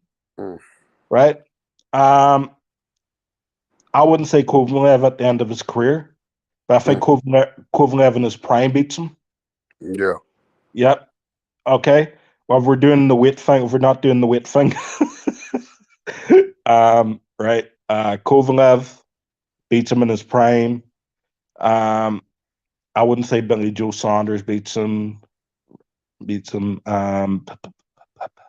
What about Caleb Smith? Was a good fighter, bro. He's a good fighter. Yeah. Smith. I think King of Plant. I think that's a good fight. Caleb Plant versus Demetrius Andrade. Yeah. I think maybe King of Plant. I think his length and range will give Demetrius Andrade problems. Right? His lateral movement too might give him problems. That's 2 fighters. Who else? Triple G. I think can beat Andre. So that's 3 guys. Yeah. Cole, what the fuck you doing? Are you there? I can hear Cole. I can see him, but I can't hear him. He's on mute. But look, listen to this. For me, I actually think Canelo's. I mean, when I spoke to Andrade, he said that the most, and this is himself. All right, Brian. When I asked Andrade, who's the most relevant, should I say, the number one guy that you think in the division, away from the belts, who do you think's the hardest fight in I've that heard division at 168? He Benavidez. said, Yeah. he said David Benavidez. Yeah. What do you think about that answer? He thinks that's a great fight. I mean, he's keeping it. He's telling 100. He's saying, look, and I agree with him that he's saying that David Benavidez is probably the man in the division. Yeah, Benavidez would have been Benavidez. Let's get it real here. Benavidez would have been champion, right? If he could make weight, right? And he wasn't doped up. And he wasn't taking performance. He was, he was taking recreational drugs, right? But which would never help him in any performance. No, it would have never helped him in performance. So, but let's be real, right? He probably when Canelo moved up to 168 and he was looking to thing that division, he would have been a champion if he wouldn't have lost his belts on the scales. So let's keep that real, right? So that's a fact. Benavidez would have been probably the toughest opponent he would have fought at 168, Canelo. I believe that, right? Because I picked Canelo to beat what do you call the guy? I picked him to beat Yildirim. I picked him to beat Blowjob Saunders. I picked him to beat Taylor Plant. The guy before that, Callum Smith. Picked him to beat Callum Smith. Right? I didn't pick him to beat Bivol. Hey, where's that echo coming from? Is me? That you, Carl? Yeah, it's me. I'm fucking back, What the fuck are you doing? You having a wank? I'm fucking doing a mirage, right? You mentioned Benavidez's name, so I'm wanking myself. No, sorry. I had a quick phone call, bro. Mirage, you cunt. You fucking David Benavidez fanboy. You fucking wank on David Benavidez every day. Well, you should be happy, Mirage. And I want to give Mirage a Carl. Can you just give me 2 secs and mute it for 2 secs and come back? So listen to this, Mirage. You should be happy as fuck today. Demetrius Andrade said that the biggest threat at 168 is David Benavidez. He agrees with you that David Benavidez can probably beat Canelo Alvarez. So, Mirage, you should be having a wank. Because your boy, David Benavidez, got some credit today. You know what I'm saying? That man's think that he's better. Listen, I even asked Andrade a very simple question. I said, who's the biggest threat at 168? And Mirage, you fat cunt, he turned around and said, David Benavidez, the Mexican monster. Yeah. And you should be fucking jumping up and down with your big knickers in a twist. And you should be happy, son. Because David Benavidez is getting that credit from fighters now. Fighters are saying get cold. Now this motherfucker is the man to watch out for. Well, he is. I think. Hey, Calico, what's up, bro? What's that? You talking to me? No, there's my boy in the back of the panel. He's on mute. D Calico, get yourself off mute. Get yourself off mute, bro. But go on, Carl. Yo. Oh, okay. We hear you, D. How's it going, brother? All right. So, did you see the Demetrius Andrade interview, bro?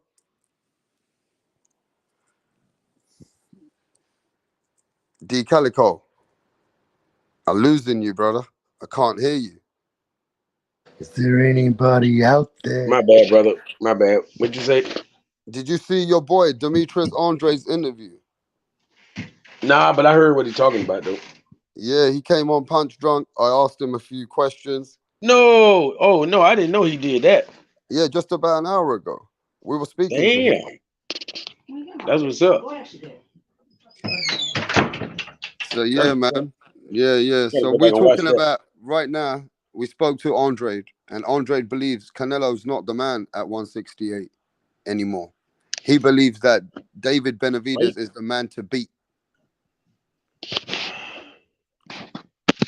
What do you think about that, D?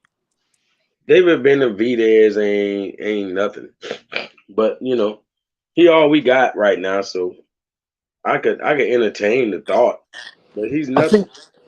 He's just a fat kid, man. Fucking Morel's nipping at their heels, eh?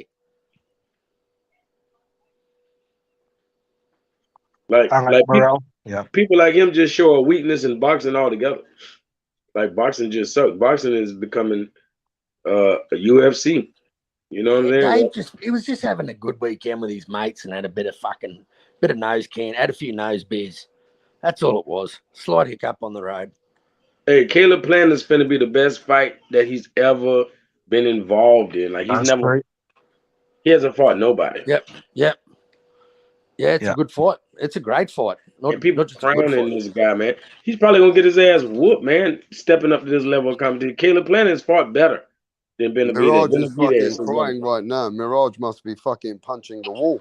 He's just taken his fucking David Benavidez G-string off and washed it. Yeah, Mirage must be fucking dying. Yeah, ain't nobody like I'm not overly impressed. Like I look at him like a like you don't sound it, bro. I look at him like an Andy Ruiz, man. He's just like an Andy Ruiz. No, but come on. Hey, D Calico, come on. I mean, Andy Ruiz is better. Andy Ruiz is a better D Calico, boxer. come on. Andy Ruiz will beat his ass. Listen. David Benavidez, though. But David Benavidez got combinations, right? He been beating up everybody, and he been stopping them. He don't got no combinations, man. He don't even got every punch in his. Yeah, but bro, he been stopping them with his power, with his come forward. Listen, he's very aggressive. He Tyson Fury's guys, man. He just goddamn, he's a weight bully in the ring. He like I said, it's like UFC. He's a fighter. He's not a boxer. You acting like this guy can box.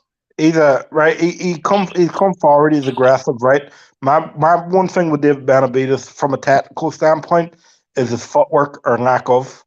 He doesn't know how to cut off the ring. He's often off balance. Right, when he misses punches. Is he off balance? Yeah. Yeah. He don't even care. He just what is he off balance like Teofimo Lopez? He fight like Frankenstein. Is he off balance like Teofimo Lopez and Tracy? Have you seen my girlfriend Tracy? Not that bad. Have you seen Tracy, mate? Right, what's going on here, Demetrius Andrade? Barry's actually going to propose to Sandra. Sandra has been giving Barry mad head lately, and he's witch, yeah? He's doing this behind the back of the boys because they know, yeah, they would have cussed him out for proposing to Sandra. Tracy had one job to do, and that was to record it. But she's all over the bloody place. Barry's clocked that she didn't get the footage, so he's going to propose to Sandra again. Oh, for fuck's sake, Tracy. What's going on? That's fucking off balance, mate. I don't think his balance is the best. I don't think he's not athletic. His footwork ain't the best. Right? Here's the thing. These are things he can these are things he can improve on as a fighter. Right? But he got quick hands, he got power, he got good combinations, he got decent timing with his punches. I'm not too sure about his chin because it really hasn't been tested yet. You guys, you know what the problem here is? Ain't all that quick, Let me tell you what the problem here is, Brian. This could be the opponent, right, D Calico, that in 1 year's time you'll be sitting on this panel. He could be the man who beats Canelo Alvarez. Yeah, even with this, wait. Let me get this off. Even with this style and these things that he lacks and he doesn't possess, but with what he's got and his height and his come forward style, just his, his heart, his young youth, that could be enough to beat Canelo right now. I'm just saying, this this man, with the man that you're talking about, he ain't that good, could be the man who beats the man. I never said he ain't that good. No, I not said, you, Brian. I'm he's got talking about weakness D when he beats Calico. me. He's not that good. D He's not that Calico good. saying that he's not that good. But He's D not. Calico's got to know something. This man could become a great. He might end up beating the great. He might be the man who beats that fucking guy. No, watch this. For one, we're satisfied with nothing because he's fought nobody. Guys do not deserve to be 30-0 and all this junk, fighting Just bums. like Bates. Fighting bums. So then you get your one real fight against a Canelo, and then guess what? The whole boxing would suffer if Benavidez was to beat Canelo. You know why? Because he wouldn't fight nobody. All of the people that want to fight Canelo, why won't he fight them? If he even if he beat Canelo, he just do the same thing. He'd avoid everybody and go back to fighting bums and be praised for it. He gonna get praised for fighting nobody. Well, he ain't moving down to 160 to fight any of these guys. So he need to go fight Bivol. Yeah, right. Bivol beats him. Exactly. Bivol just here. I like Benavidez, but Bivol at 175. Even though Bivol came down to 168, I think he outboxes him. There's levels to it. Bivol beats him. So. But it doesn't mean he ain't a good fighter. He's a great fighter. He's not a boxer. He's not a great boxer. I agree. Right, well, let's go to the chat. Let's go to the chat. The chat says Hayes says Canelo will beat Benavidez right now. John McSmith says the panel don't have the IQ. So John, you need to come and talk to the panel. You can't just write that in the chat, John, against Brian and Carl, and we've got D Calico. John loves me. That's why he says that. John loves me. Let me just say this. This is pretty cool. We got London in the building. We got Ireland in the building with Brian. We got America in the building with fucking D Calico, and we've got fucking Aussie with Carl. Oi. That did it. Nice timing. Think about that. We've got every different part of the world, and I'm sure if we had to travel all that travel, that will be fucking mad. From all four corners of the world. There you go. From the four corners of the world, John. You better come and hit that link. Come on, son. Yeah, you fucking cunt. No, John's me old mate. I love John. We have a good dig at each other. Yeah, John's me old mate. He's a good old mate for the channel. And I like his views. He's been in boxing since the fucking 30s. I ask him how old he is. He says 60 or 70. Sometimes I think he's 100, because I don't think he knows. I think he's forgotten. Yeah, he probably has. Yeah, right. Remember that time we were on Shad channel? He came on. I think it was what fight were we watching? Right, and he goes, it was a shit fight. What fight was it? I forget. Oh man. But no, he said it was a classic fight, but no, he said it was he goes, what's the first rule of boxing? Not get hit. Hey, these two guys just didn't run at each other and hit each other. Yeah. Hey, Rap. I'm noticing a pattern, right?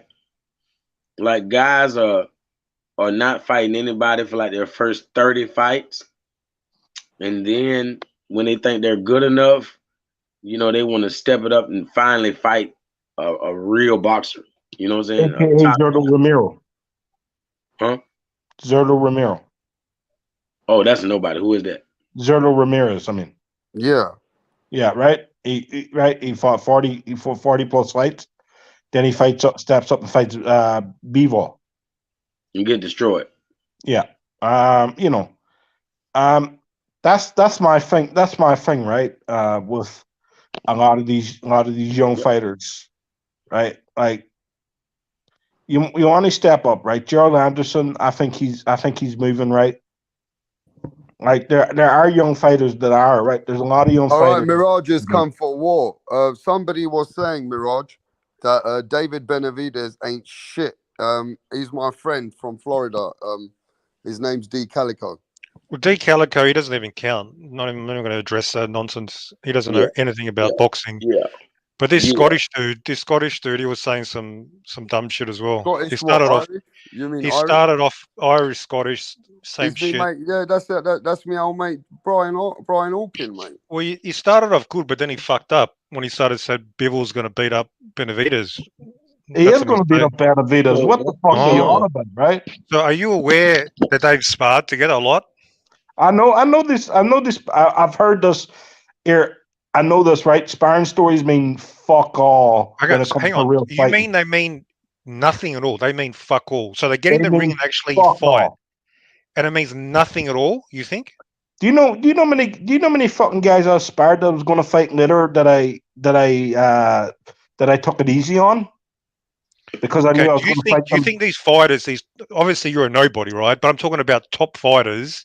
Do you reckon they just pity patter and have fun when they spar other top fighters? Is that what you think? That headgear save your ass, man. That ain't I'll tell you what they do. They seriously put it on each other. Do you know how many fighters fucking hold back? Do you know how many fucking fighters hold back? Did you ask him? Did you ask Bivell if he held back? Did you ask him? I don't reckon he holds I've back? been around fighters my whole life, man. Obviously, they don't go maybe 100%, but they're not wasting their time there. They're actually putting on each other. Maybe not for every minute, but if they spar a lot of rounds, you've seen sparring sessions. If you watch, fighters go hard. They can go hard, right? You've seen fighters get knocked out. They get dropped in sparring sessions, right? You know that? Oh yeah. So obviously that happens because they're actually going pretty hard. So to say it means one fight is going hard, the other fight away. Oh, so is it possible for both to go hard? I've seen that. Is it possible for both to go hard and test each other? It is possible. Why would you show your foe? Why would you show your foe set if you know he maybe in the future he's a future opponent? You want to test each other. No. Why would you show your full attributes in a boxing ring when you know maybe in the future, right? He may be a future opponent. Why would you do that? Because you want to test the other person and test yourself right there, and not waste your time. This is why they spar, to test each other. Now you dismiss it, whatever, but fighters, they do value what happens in sparring. And I value it. So Benavidez beat him up in sparring. That's the hot take. No, you value it. So now apparently, you value it. Apparently Bivell wasn't trying. Apparently Bivell was just. Have you ever fought, Mirage? Have you ever fought? I don't need to fight. Have you ever been in the ring? Now you're going to use anecdotal evidence. No, I haven't. No evidence. I've had over 200 amateur fights. What do you fucking have, man? Right? Is that it? Is that it? What else? Did you have any pro fights? I've had no pro fights, but I've had. I could still take you. I could take you out, I reckon.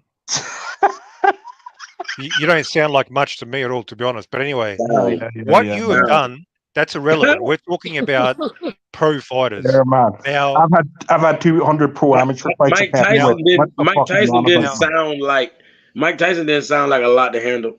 You know. So unless you think Bivell was in there just to have a bit of fun and waste his time. Now you definitely sound like you can fight one. You can't fight. So Benavidez beat him up, and he'll beat him up in the ring. Bivell's a good fighter, good ABC fighter, nothing special. He isn't special in any area. Now you guys have got on his dick because he beat up Canelo, who's fucking garbage. Canelo is garbage. I told everyone prior on this panel that he would beat up Canelo. So what the fuck are you on about? Beat him up? Did you say he'd beat him up, or did he beat him? I said he would beat him up. I said he would I'll give you props. Get out of him. Let's say the truth. That's what I predicted. So I'll give you props at least. At least you have some fucking brains. Nah, you I got fucking brains. Don't worry about that, man. Don't get carried away too much. I mean, don't worry about it, man. Don't worry about it, right? You're mistaken about Benavidez. I heard you listing. Get Benavidez back out of your mouth long enough to say something. Benavidez is bigger. He's faster than Bivell. He's got more variety in his. Why you say he's fast? He's not fast at all. Where's he fast at? One thing you Footwork. failed to mention, The dinner Benavidez is table? literally. Hang on. He's He's the fast most at the dinner table. he's the most accurate power puncher according to CompuBox in the sport. So he's CompuBox ain't shit. oh, so you're just going to CompuBox doesn't count either. What counts? CompuBox, CompuBox, right? Ain't shit, man. That's three men touching the button at the same fucking time. To Okay, see if what's one's more or not. relevant than that? Your eyes? My test tells me that Benavidez will not beat Bivol.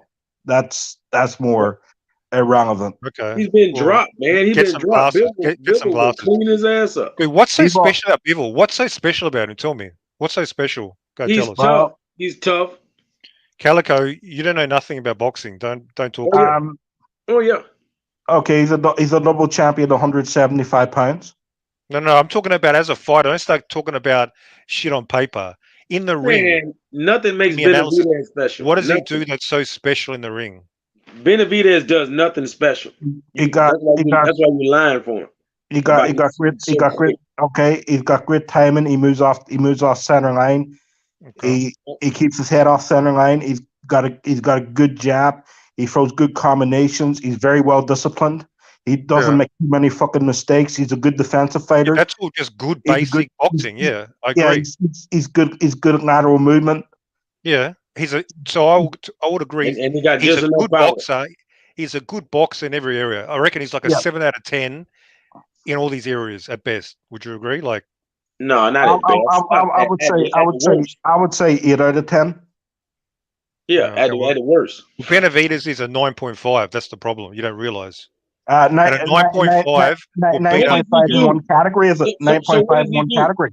What does he do at a 10 and a 9? He's not doing nothing at a 10 or 9. Does he have better footwork? Does he have better footwork than Bivol? He don't have nothing. Does he got better timing than Bivol? No. Has he got a better jab than Bivol? He ain't got more power either. He ain't got the power either. Yep, exactly, right. Bivol, and he's out of shape. He's out of shape compared to Bivol. Yep. Bivol been hit by Joe Smith. Does he hit harder than Joe Smith? Nope. What else you fucking got, man? What else have you got but power? Man, Bivol might be a bigger power and triple hand G. speed. What else have you got but power and hand speed? You ain't got nothing because he ain't outboxing Bivol. Hey, Triple G ain't no super special guy, but he's hard to beat. And that's what Bivol is. Bivol's a big Triple G. That's a good way of putting it. Mm-hmm. That's a good way of putting it. Yep. And Benavidez ain't nothing. He's a typical out of shape person from Central America. Benavidez, right? Triple G, no matter what you say, right? He's got good fundamentals and he's got good footwork. That's something Benavidez doesn't have. Mm-hmm. Right? So even Triple G is a better boxer than Benavidez, right? Benavidez, one thing, power. He got quick hands and he's got power. That's it. Right? Right, I saw him fight a few fights back. I forget who he was fighting. His footwork looked trash. He's garbage. He's just walking, slosh. He's sloshing around. Yeah, he walked and he slashed, right? And the only thing good about him is when he got on the inside was his good combinations. Going back, hey, so you were saying, okay, he's bigger. He's got a size advantage over Bivol. He's longer. He's got a size advantage. That matters. Okay. Number one. Timing matters. Timing matters more. Okay. Benavidez is the most accurate power puncher in the sport. That's dumb. He fought. That's because he's fought champions and he stopped them. So we're going by the fact. So he's got very good timing and very good accuracy. That's by the statistics. Now, you can dismiss the statistics, but you've got nothing. Your opinion is just opinion. He's got timing. He's got accuracy. He's faster than Bivol. Bivol's quick, but Benavidez is faster. He's got a jab. He attacks the body. He's a great body puncher. Like with Bivol doesn't attack the body at all. Bivol just goes to the head. Typical ABC Euro fighter. No, that's what Benavidez is. 1-2, jab, 1-2 to the head. That's it. Very basic style. He doesn't mix it up. Benavidez is only good inside, like the brother said. No, he's He's not. only good on He's the got a great inside. jab. That's it. Only good He's got a if great he jab. gets you up against the ropes, you're in trouble. That's it. And yeah, and that's what he does. And that's what he's great at doing. So you're That's fucked. not great. He's not great at doing nothing. That's what he's best at. That's what he's best at. He's not great at cutting off the ring, right? He follows. I seen him in a fight where he was following a fighter around the ring instead of cutting it off. Well, whatever. He catches him and he stops like 90%. So he must be whatever. Whatever. It's an important part of boxing, right? Learning to cut off the ring, especially if you're a come forward frauding fighter, right? How does he stop pretty much everybody if he can't cut off the ring? How does he do that? He fought? Yeah, fight nobody. He's fought 2 world champions and he stopped them both. Do you even watch boxing? Why you don't have how many belts he got? But I don't know. I don't know Benavidez's career like you do because you're a Benavidez fuck beaters. Yeah, he stopped 2 world champions. Yeah, name them. Durrell and Lemieux. Okay. Durrell is way past his prime, and Lemieux, what didn't he come up? Hang on, he was 35. I mean, that's the average age for most of Canelo's opponents. I mean, it can't be too bad. What they got to do with concussions? Yeah, but did Lemieux come up? Did Lemieux come up with no, Lemieux was fighting but 3 or 4 fights already at 168. Okay, but he looked Lemieux looked trash against him though, and way too small. Why did he look trash? I thought he looked good. He kept throwing punches until the end. He came to fight. I thought he came to fight, but he was there to be hit. Well, but that's Lemieux. Lemieux's always like that, right? Yeah. So you're telling me Benavidez can only fight a one style type of fighter? No. Smaller fighter. Is that what you're telling me? You can't fight I'm saying he stopped 2 world champions. Durrell was a mover. Durrell was a boxer. He caught up with him, broke him down. He can fight all types of opponents.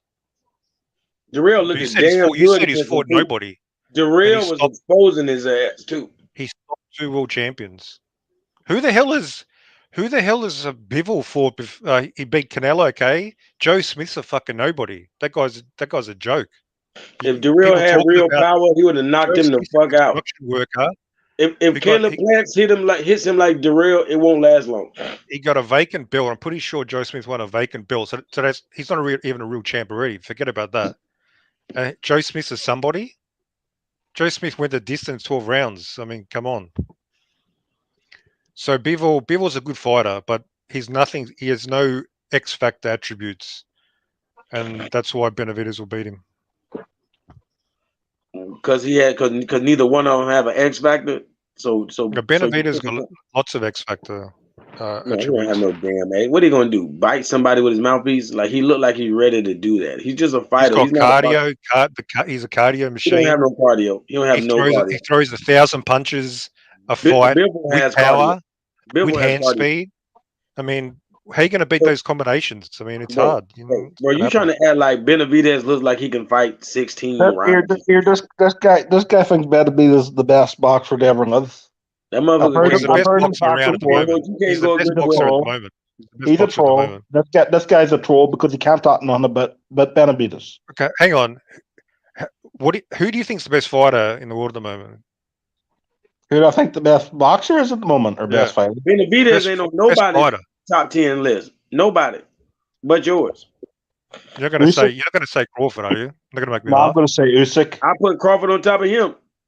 Hey, Mirage, are you asking who's like the most skilled fighter in the world? Who's the best fighter? I don't care. I don't call it boxing. This is fight. Oh, he said fuck boxing. He want to just like pure fighting. Like I don't care. You gotta put Benavidez up there. No skills. Yeah, Benavidez. Like, if it was like a street fight, Benavidez is one of those people you would pick in boxing. Yeah, everybody knows that, but I'm talking about this is boxing. He said fighting, so that's why. Fighting. No, ultimately, it is fighting. He's a fanboy. He's trying to make a trophy just for his fans. Hey, Irish dude. Yeah, I said Usyk. Okay, yeah, okay, that's whatever. I mean, Usyk's overrated, but it's decent. Usyk, I wouldn't pick Usyk in a street fight. I don't blame you for picking Usyk. I'm not talking about a street fight. I'm talking about in that boxing ring. Well, if you're talking about pure skills, Usyk is not more skilled than Bivol. He's not more skilled than Shakur Stevenson. No, he's not. Usyk is not more skilled than who? He's overrated. No, it's because Usyk is in the heavyweight division where skills, him being a little bit more skilled makes a huge difference. But like the lower weight classes, the guys are more skilled. Like the heavyweight division, you don't have to be super skilled. Nah, You know what I mean? he always been good. He always been good. And Usyk actually, let's always be been real. Usyk's best weapon is really his cardio, his footwork. What heavyweights in his division can even compete with that outside of Fury? So he has a huge advantage over every heavyweight. Not even Fury. Yeah, not even Fury. Well, Fury's close, but so well, Fury's let's face it, right? Fury's lost his foot. Fury's lost his legs. That's why he's a come forward fraud fighter now, right? That's why he's on the Kronk gym style, right? Because he's lost his legs, right? So Fury used to be, but he's not that anymore.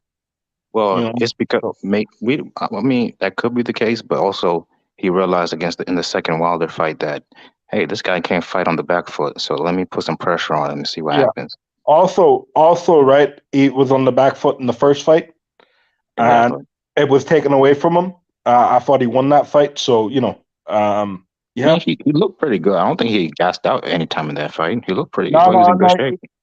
He looked pretty good until he got put down twice, right? And it was a close fight after the two knockdowns, but I still thought Fury won. So skill gap between Wilder and Fury. Nobody would never get knocked down twice, and it's a tie. That was atrocious. And he was a champion. They did it to the champion. That was Fury atrocious. did beat the fuck out of Wilder in the second. Fury beat him first fight. Fury beat the. I had a 10-2 in the first fight. Look, y'all been watching boxing long enough that y'all know, all throughout boxing, all throughout history, you had to knock the fucking champion out. That's why Roy Jones' punk ass had the belts for so long, because you had to knock him out or you're not going to win. He could run away. He could play chicken. He could do anything, and they're going to give him the victory. Him, Mayweather, all of them. Let's not act like this is not the rule. It's almost an unwritten rule. You have to knock out the champion. And these guys ain't doing that. Let me tell you this, though. You guys should be happy right now because it's been announced. The fight's confirmed. Deontay the Bronze Bomber Wilder versus Andy Ruiz. Ooh-wee. So what about WBC's confirmed it. The fight's going down. Andy Ruiz versus Deontay Wilder, bro. Is there a date? Somebody going to the graveyard.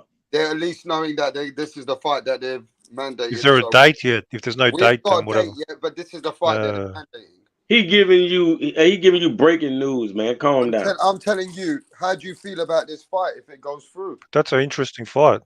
I mean, how interesting is it? Isn't that a Wilder win? No, was it a Wilder win? It's not a Wilder win for you. If it would be interesting, I'd love to see Andy Ruiz on the inside, but no, inside of Wilder. But if Wilder can stay on the outside, he wins because eventually he lands that right hand and knocks him out. But on the inside, it's an interesting fight due to Andy Ruiz's hand speed. If Ruiz can get past the first 3-4 rounds, then Wilder starts slowing down. He can beat him up on the inside. So it'll be interesting. Hey, if Fury can get knocked down, if Fury can get knocked down twice and win, you guys cook. I'm gonna be back in a minute. Go on, man. If Fury can get knocked down twice and win, so can Ruiz. I'm going for Ruiz. He's going to get his ass floored. He's going to get floored. He's going to get up and he's going to win. Watch. Andy Ruiz and Tyson Fury are not the same type of fighters. That's what it's going now. Ruiz got way more tougher chin than anybody in boxing. Say what? Ain't nobody knocked down. The same Ruiz that got knocked down by Areola? Knocked down. Yeah, by a friend that he thought he was going to have a friendly fight with. It's fucking washed. Yo, say what you want. Ruiz got a chin, bro. Say what you want. I mean, you better have a chin. You're in the heavyweight division. That's all I gotta say. Super chin, brother. Well, who does? Look at Hellenius. Hellenius don't got a chin. Yeah, I mean, everybody that gets hit by Wilder has been knocked down. Everybody, not knocked out, but knocked down. Not before. Not until he knocked him down. I mean, Fury. Everybody's not 300 pounds like Fury, so if you're not gonna be able to take Wilder's punch, I'm telling you. Well, look, here's the thing, right? I think it's a good fight. I think that is gonna do numbers, bro. I think it's gonna sell a lot of pay-per-view. But I think Andy Ruiz is gonna have to keep him at bay, bro. Because if you get hit with that right, I think you could take it. I think he could probably eat that once, but yeah, but after twice, it would only sell pay-per-view on one thing if the Mexican fan base believes Andy Ruiz can actually win. Otherwise, I don't think they're gonna tune in. I think Ruiz. I think Ruiz has to get on the inside to fight. Really? I think if he's on the outside, he has to get close to Wilder and let his hands go. That's the only way he wins us. Well, you know what? You're right. I can see that because he doesn't give him any room. He has to be a pressure fighter, right? He has to be a pressure fighter, and I don't think he's great at pressure fighting because Andy Ruiz's biggest problem is not his hand speed; it's his footwork. His lack of speed and footwork. He has to find a way of getting better timed and getting inside. He's gonna get caught. We'll see how he handles it. But you think he can take a Wilder right hand, a clean one? No, I don't. He can't. I don't. I don't know if anybody can. Early in the fight, he can. I can see like for example, let's say Usyk fought Wilder. I can see Usyk beating the shit out of Wilder for like 9 rounds, and then he just gets caught with that one right hand and it's lights out. But if you're only worrying about one punch, right? Everybody gets caught, bro. There's nobody that Wilder has fought that he hasn't caught. Fury just survived. Well, thank God the heavyweight division is the way it is. I mean, unless Usyk knocks him out early, I highly doubt that. But, that's impossible. But I see Usyk like piecing his ass up. It's not impossible. It's impossible. Oh, it would have been done. Ruiz has to step in, and he has to throw combinations on the inside. That's how he beats him. And here's the thing, right? Simple, huh? So Wilder just gonna let him do that. I'm not saying it's simple, but that's how he has to fight him. Also, right, Wilder's not very good at holding and grabbing, right, on the inside. So this is where Andy Ruiz has to be, and he has to stay away from sharp right hands. So he has to move to his right hand side to stay away from Wilder's right when he's doing that. So that's footwork, and that's something he doesn't have grit. He doesn't have great footwork. Both of these guys are not super skilled, so no, they don't. They don't, right? If we're talking about hand speed, it's Ruiz. If we're talking about timing with that right hand, it's Wilder, right? That power of the right hand. Yeah, I feel like he's on time. So yeah, right. Andy Ruiz got to learn to move his head off center line. Nah, but I ain't gonna lie. The best thing about Ruiz is the same way he beat Anthony Joshua that first time. Number one, he throws wild punches, so you don't know where you might get hit. Yeah. But the best thing about it, doing that, he found Anthony Joshua's weak spot, which was where? Right by the ear. Top of the head. Oh my gosh. That's Deontay Wilder's weak spot too. So, hey, yo, let me just say this, bro. Yo, respect Punch for bringing Andre onto the channel and letting Rapstar chop it up with Demetrius. Nah. You know what I'm saying? Nah, wait. Nah, I fell asleep. Let me give Punch his flowers, bro, because Andre don't go around everywhere. No, it was a good interview, though. It was a great interview because Andre's a guy that don't even get along with media, and he chopped it up with Punch. Yeah. And you know what I mean? He gave you some insight. And you know what? He had a lot of fun in there. And Andre was being himself. So respect to you for that interview, Punch. Rapstar Boxing Knowledge! The voice of the UK! London! Let's work. London! Hey, salutes, Punch. What salute, brothers, man? What's good, my family? Hey, that's some big time shit. You always doing it big though. Hey, I'm glad you did it like that for the 2023 though. That's the way you popped the year off.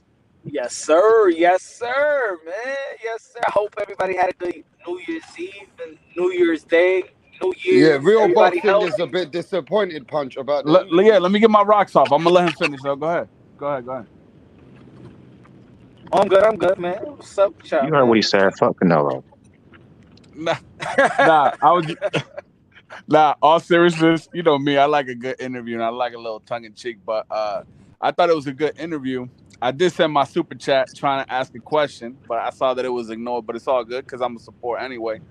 But I think I did, you know, kind of want to see a little pushback on certain topics. I think you did a great job with some of them, but my question for him was I wanted to know because even Punch, you've said this before on public platforms about career-defining fights, and my question to him was, what was his? And I never got an answer. You feel me? That's all. You feel me? Oh, my fault. You know what I'm saying? Hopefully, we get him back on the channel. And you know what it is? You know what it is, man? But I know that's your guess, so you got to make him feel comfortable too. You can't come at him crazy. But that was my question. You got to bring him, make him feel at home. Hell yeah. Nah. He good. He good with all of that. The only thing it was that we were supposed to have it we were supposed to have the interview on Tuesday, then Wednesday, then Thursday. So I didn't know that he was gonna come. It wasn't 100% sure. So I was like, to be honest, I was in a fucking restaurant on the bar, and I'm like, yo, if you're gonna have this interview, just let me know right now, cause I'm not home right now. And he like, yeah, I'm there right now. If you want it right now, so I'm like, all right, you sure? Cause I'm gonna rush home. So that's the only thing is that I like to be prepared, not even for me. But it's like for y'all too. You know what I'm saying? So let's say yesterday I was supposed to have the interview, but I didn't. You know what I'm saying? So then, you know what I'm saying? So then it could easily be the questions and all that shit. So but at least he came through, and gave us a lot of time, Yeah. Rap Star, I just want to say thank you for having me on. I had to get ready for work, guys. Have a good one, guys. Peace. All right, bro. I will say I saw his interview with a Fight Hub, bruh. He's been having rough interviews all week though. I feel you're the only one that he was kind of chill about. Everyone else was kind of, you know what I mean? It was a little hostile, I don't think to be honest, I just don't think that he gets the respect. To be honest, I don't think that they do their homework. It's like I'm cool. Look, I even told this to Marcos himself. When it comes to Ness and Marcos, they did motivate me to create a channel and all that shit. You know what I'm saying? Those are the two guys for real that I'm like, yo, I really respect their grind, right? Yeah, I rock with Ness, yeah. So, but Marcos said to him, yo, you've been getting in touch for the last 2 fights. And I'm like, yo, didn't you watch the last fight? That shit was 2 rounds that he fucking obliterated Jason Quigley. Are you really looking at the fight, or were you prepared to even interview him? Because the last fight he didn't even get touched, bro. You know what I'm saying? So I was like, so that's why he was tight. Yo, these guys is interviewing me, asking, and the only reason why I brought that shit up, the Triple G and Bud Crawford, is because he was like, yo, what the fuck is these guys asking me questions like this? This is the reason why he don't like the media, because he's like, yo, I've been asking for Triple G for the longest.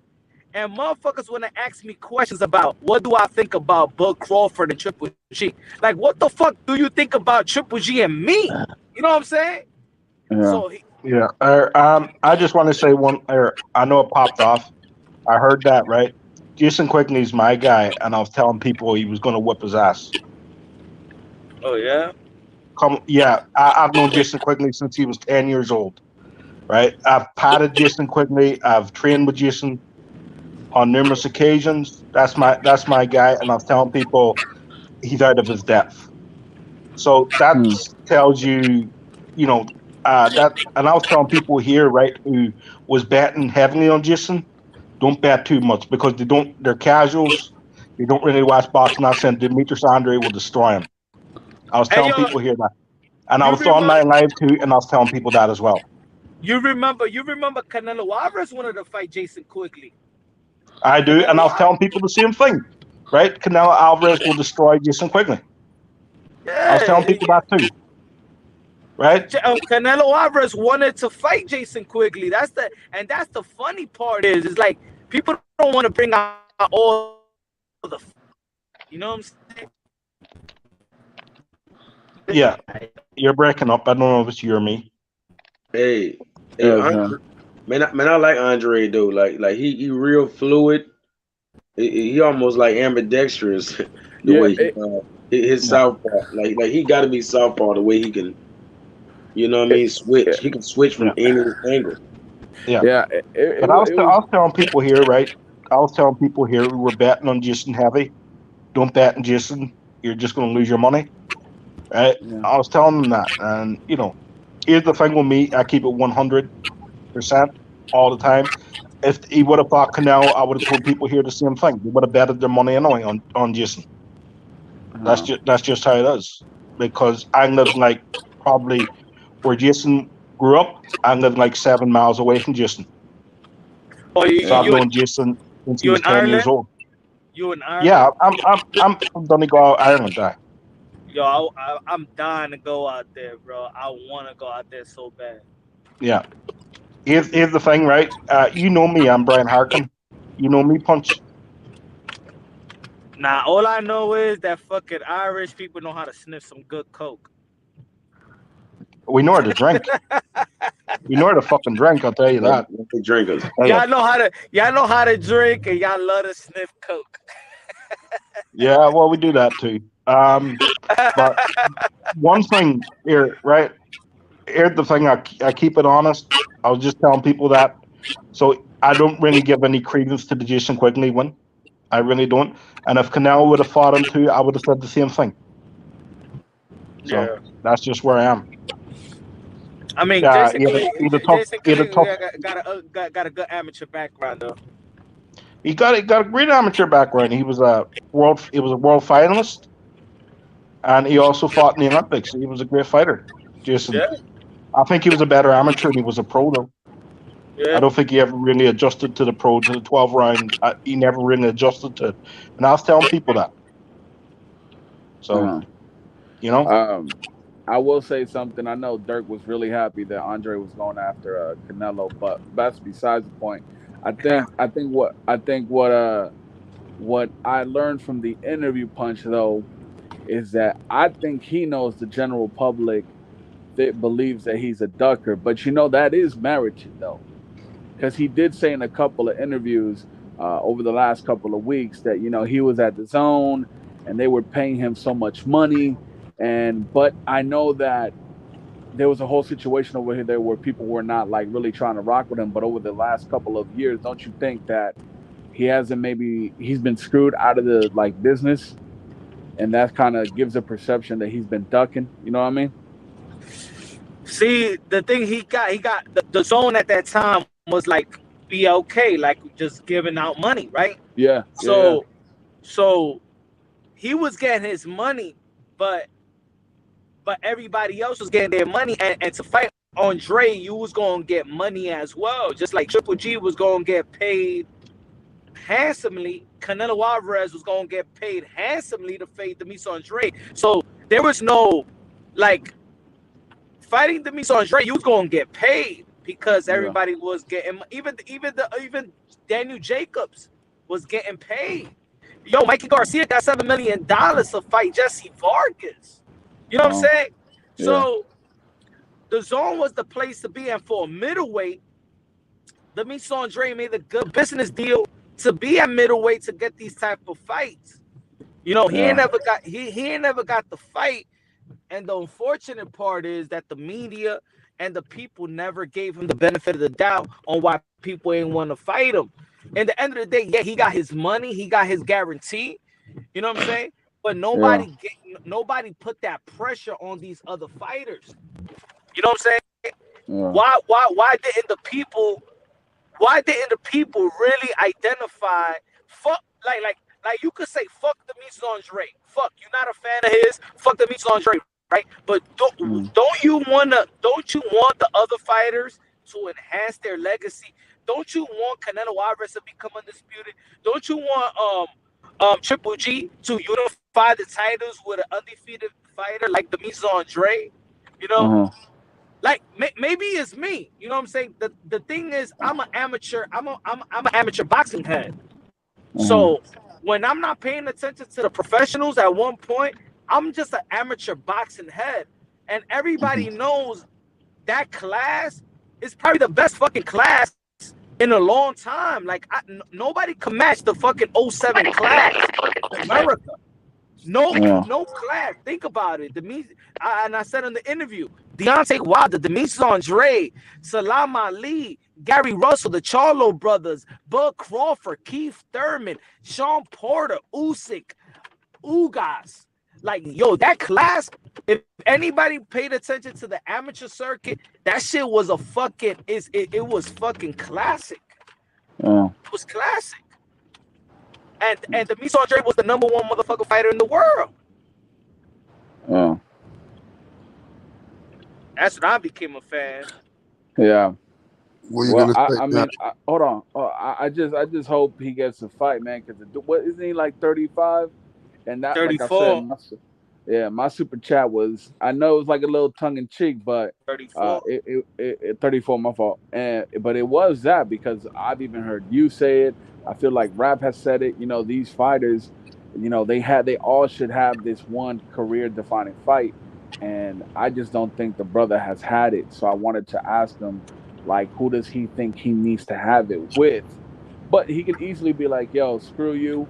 I'm a 2-time world champion, this and that, division champion or whatever. So, I mean, it is what it is. But I'm just saying that's general public. But that's my take. You know. That was your super chat. Yeah. I said, ask him what's his toughest fight, and if not, what does he feel his career defining fight is gonna have to be? You know what I'm saying?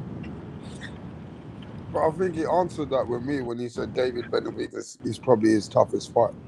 Okay. Yeah. Did the interview go past 12 a.m. Punch? Shit, that was like almost 2 hours. I'm not sure if it passed 12, but it was. Okay, it was lengthy. It was lengthy. I'll go back and watch the rest. Yeah. Yeah, I asked him a couple of questions. You were on the panel, Rap, or you? Yeah, he gave Punch told me to ask him a question, so I asked him a couple of questions. But if y'all a member of Drunk Nation, I put the link up. I always put the link up in if y'all a member to Drunk Nation. You know what I'm saying? The link is there. Gotcha. I bet. So it's time to motherfuckers to be a member if they want. Yeah, that's what it looked like. Hey, you know what I'm saying? Man, I don't mind. But you know what? I tell you this. I can't wait I want Demetrius Andrade to tell the story of what transpired with PBC, Al Heyman, and himself before everything, like with the Jamel Charlo, that period of time when, you know, cause this is the thing. You remember when he signed with Rock Nation, right?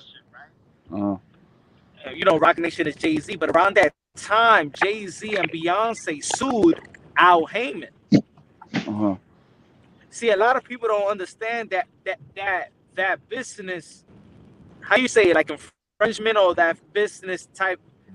Like it was a lot of it was a lot of things behind the scenes that was happening. You know what I'm saying? Yeah. So, and I want him to tell the story. I know the story, but he needs to tell it. You know, he needs to tell it because it includes Floyd Mayweather. It includes a lot of and I wish that he just maybe at this point he don't want to he's in good talks and good hands or whatever. Like he's in a good spot with Al Heyman, and it came a long way. Shout out to people in the middle, but he got if he tells the story that what went down, I think a lot of people understand why shit happens where it happens. You know what I'm saying? Put it that way. Yeah, but I mean, listen, I'm not like an Andre fan. I don't really follow him, but boy, he better win on Saturday. That's all I'm gonna say. He better win that one. Hey, they gonna come knocking on my door, son. Everybody. Yo, they gonna kill you. They gonna cook you, Punch. If he loses, they gonna cook you, yo. They gonna cook you. There's gonna be videos of you and everything. I need that fucking Jamel and Jamal fucking interview though. That's what I need, son. Yeah. I think you said in a video, or no, you may have said it here on Rapstar that you're cool with him, right? But now with his brother or something like that, or his brother doesn't like you or something like that. I don't know how it works, but yeah. Nah, you know what it is. I understand if Jamel, Jamel's cool. You know what I'm saying? But they also fucking boxing is tribal. You know what I'm saying? If Yeah. they see that, oh shit, Demetrius Andrade is cool with Punch. I'm gonna tell you like this, bro. Behind the scenes, and I went and I've seen it. These motherfuckers got beef, like on some beyond boxing shit. Like that shit. That shit ain't clout. To be honest, that shit is not clout. That shit is, like Demetrius Andrade. You gotta remember, Demetrius Andrade brothers is also were fighters. You know what I'm saying? Yeah. And that's why I wanted to, like, if you saw the interview, I wanted to entice it, like, yo, tell these people this shit is personal. Like with Demetrius Andrade and Charlo, that shit is personal. Like they've been inspired to where shit was gonna go down. It's like beyond boxing shit. Yeah, it's like some street stuff, right? Yeah, it's on some street shit. Like I've been approached with both camps, like, you know what I'm saying? So I know it's some street shit. Yeah, damn. Yeah, what you think of the press conference? I'm gonna tell you something, Rapstar. I want to hear your take too, you fanboy. Listen, that Hector Garcia and Tank Davis fight, man. I don't know why, but I'm believing a little bit in Hector, yo. I don't think he's intimidated at all by Tank. You know what I mean? Then you should give him credit if he wins. Then Tank. I mean, obviously, but I think it's gonna be a closer fight than people think, man. You know what I think is? I think that people have the misconception of Tank. Tank is a humble dude, bro. To be honest, when it comes to boxing, I don't know outside, but boxing, like he's nah. When it comes to he said, no, when it comes to like boxing, like yeah. he's a humble. He never was this trash talker. Like anybody that followed Tank, he was not. He's not good at it for one. Yeah, that's one. He's not good at it, but yeah, that's not his personality. That's more people try to put that on him because of Floyd, but that's not his personality. I did like exactly. He's an introvert. I did like him after I think it was the Rolly fight. He was humble. That's and I did see a little maturity in him. I'm a Tank fan. I like Tank. I would talk shit to Rolly. Fuck that dude. I just want to see Tank fight the best. That's my thing. I think he has. I think Hector's a good fight. Honestly, this is the best opponent he's had in a while. To be honest with you. You know what's funny, Dirk? I usually don't agree with you, but I agree with you on that one, buddy. Because I think this is his probably best fight. Yeah. And when people say he's dragging him up in weight, like if you look at it, Hector Garcia is a bigger man than Tank. Hector is 5'9". Like dimension wise, he's a bigger man. Tank is what, 5'4". Like tiny ass, like T-Rex arms. He's bigger. He's not the bigger man. In terms of height, he's bigger. I mean, body frame, Tank is bigger than Hector. I was just how do we know that? How do we know when they are out of camp that Hector doesn't put on more weight than Tank? How do we know that? You can tell. Tank ain't had body size over nobody in a long time. I'll be honest with y'all. The only reason Tank even fights at 135 is because this nigga's too damn lazy to make 130. Because he probably could make 130. I mean, he can willingly go to 130 if he wants to. He just chooses not to. Well, Tip, now, I mean, you got your tickets worth now because Tank's back on the card, right? I know. Well, he never left the card. When the A side, he should feel when the A side is an A side, he should feel comfortable in his way. I think Tank is a natural 130. Yeah. Say exactly. So 130, but it's like every fucking opponent that he ever been in the ring with said that he's fucking got power from middleweights. So it's not one person that ever sparred him, fought him that never say he don't got power. You know what I'm saying? So yeah, but all of them said Keyshawn, Shakur, all of them. Yeah, I'm looking forward to the whole card, man. I think it's one of the best cards PBC has put out. Yeah, I mean, even though it's not like So a lot of the fights are not 50-50, except but at least it's a lot of fighters that you want to see, like they're exciting fighters. I mean, a lot of people are gonna want to see Boo Boo to see if he actually wins that fight. You I know, think he beats Desmond or Damon, whatever his name is. and then the Boots Ennis. Did you see Boots Ennis and the other cat today? I was like, Rashidi Ellis? yeah. I was like, Hey, I've never. He admitted it that he turned down the fight because he wasn't gonna get paid enough. But he's fighting this Mexican dude or Colombian dude for less pay. So what does that tell you? You gotta think about the level of opponent you're facing for what you're getting. You know what I'm saying? I guess.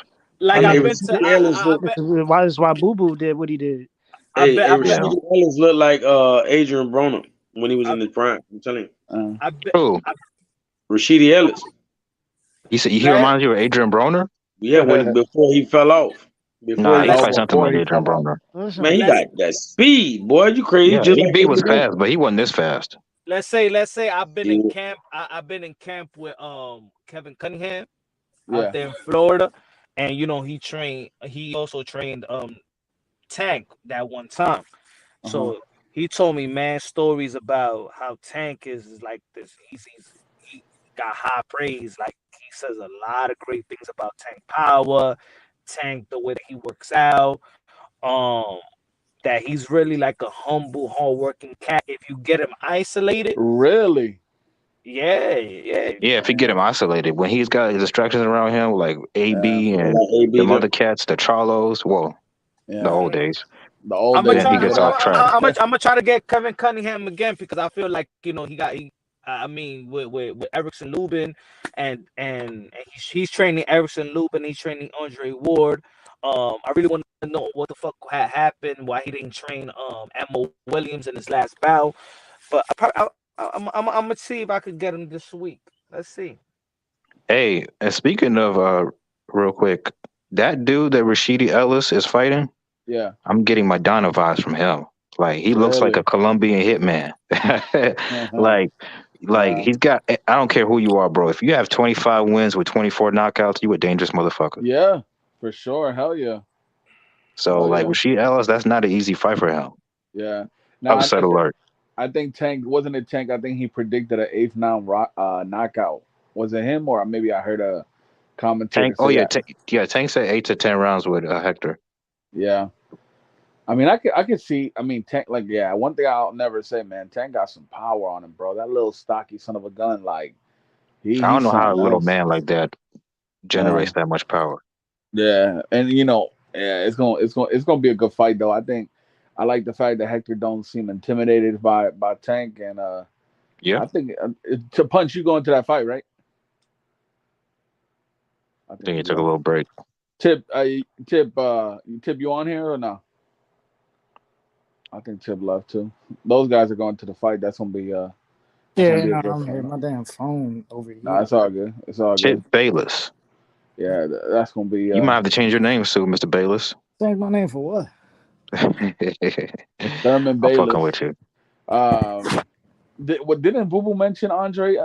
Thurman during the fight. During the interview. Damn, y'all just reminded me, bro. I gotta hear Ricardo tomorrow to see if him and Keith are coming to the fight. Oh man, this guy. Yeah, his ass needs to fight somebody. I'm at the Tip. I know that's your number one boxer in the world, but Thurman got to get in the ring ASAP, and I don't even care who it is with. Bro, that motherfucker's trying to pull a Triple G. Listen, too much, bro. I said this the other day on Twitter. I tweeted this out. It's just my guess, but Keith Thurman, February 25th against Cody Crowley. You think he'd be out of his damn mind to take that fight? Why would he be out of his mind to take a Cody Crowley? Cody Crowley is a dog. That's a tough fight. That's a good fight for Keith. That's like the whole time. All these people, listen. All these people talk about Keith hasn't fought a welterweight, right?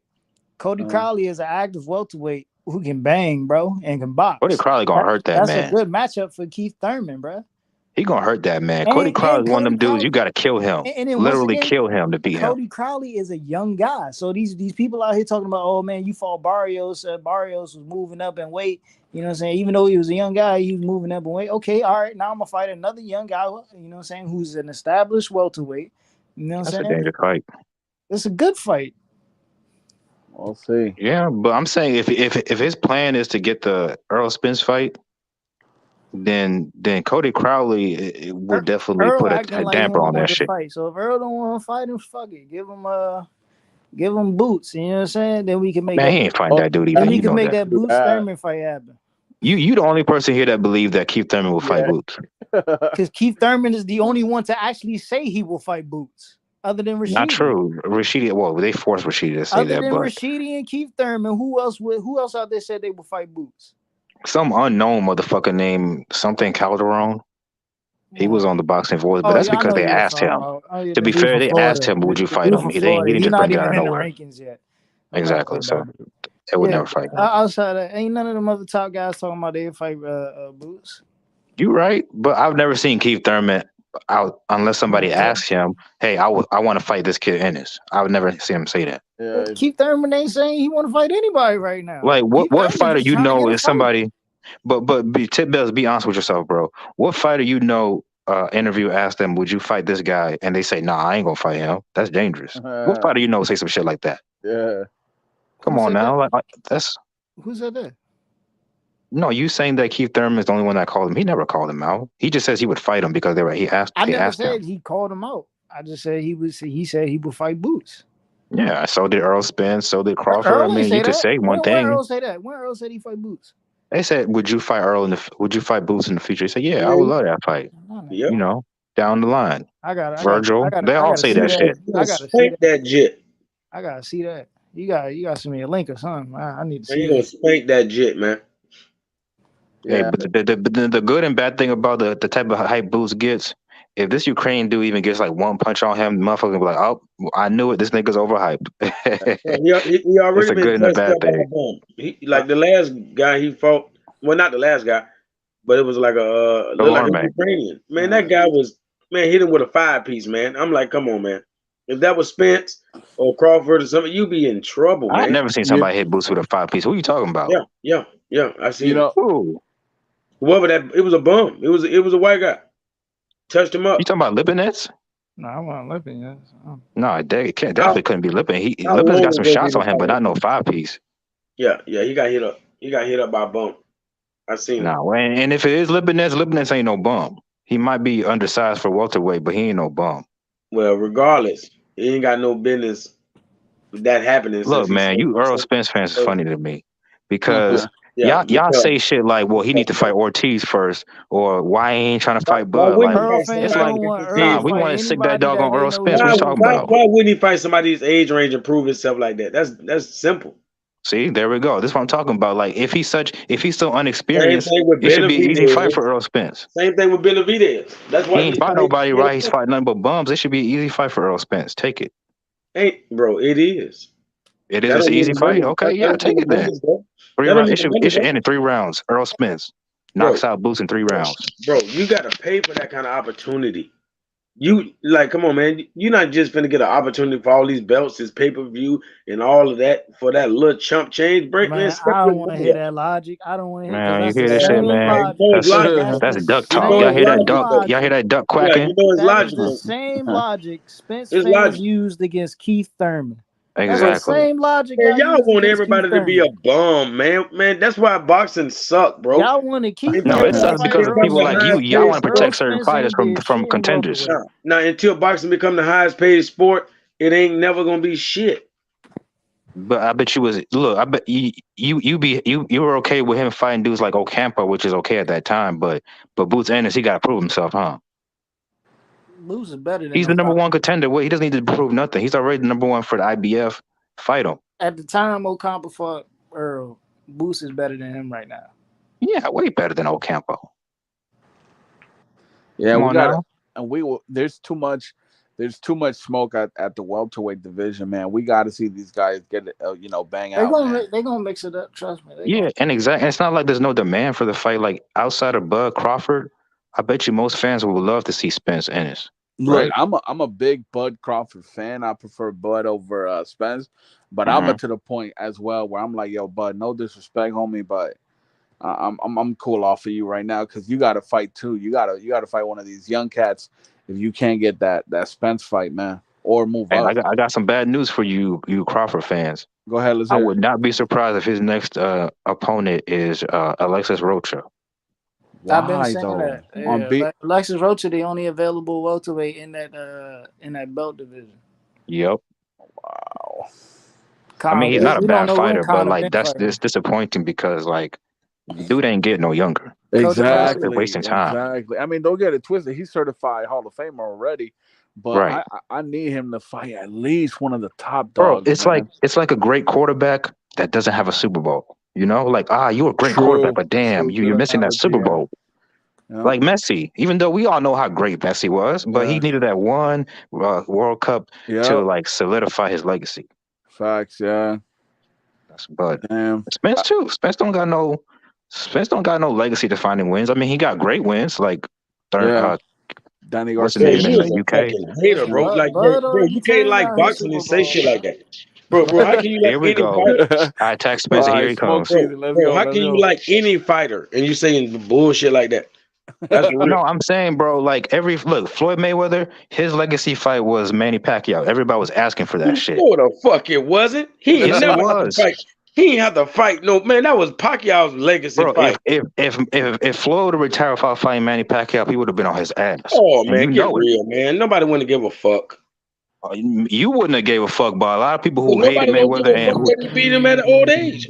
Y'all no, hate, because y'all didn't care people about been it. asking for that fight since 2009. Bro, So y'all didn't care when he got his ass whooped. So I don't think y'all would have. If he would have never got his ass whooped, it would have made y'all feel better because y'all could have dreamed that he never would have lost. You could have dreamed what are of you that. talking about? I love Floyd Mayweather, but That even was I a agree career. he That was needed a that fight career on his defining fight for the both of them. bro. You and him and Floyd were the two best fighters of their generation. Them not fighting would have hurt Floyd's legacy and True. Manny's legacy. Absolutely, I agree with that. Yeah. Come on now, like so. How can you say that's not a legacy fight? Not That would have at been all. He still go. He still Bowl. makes it to 50. You know, he Like still makes it literally, to the that Hall fight of was to Fame. determine who's the fighter of our generation. It would have been a Riddick Bowe, Lennox Lewis situation. Exactly.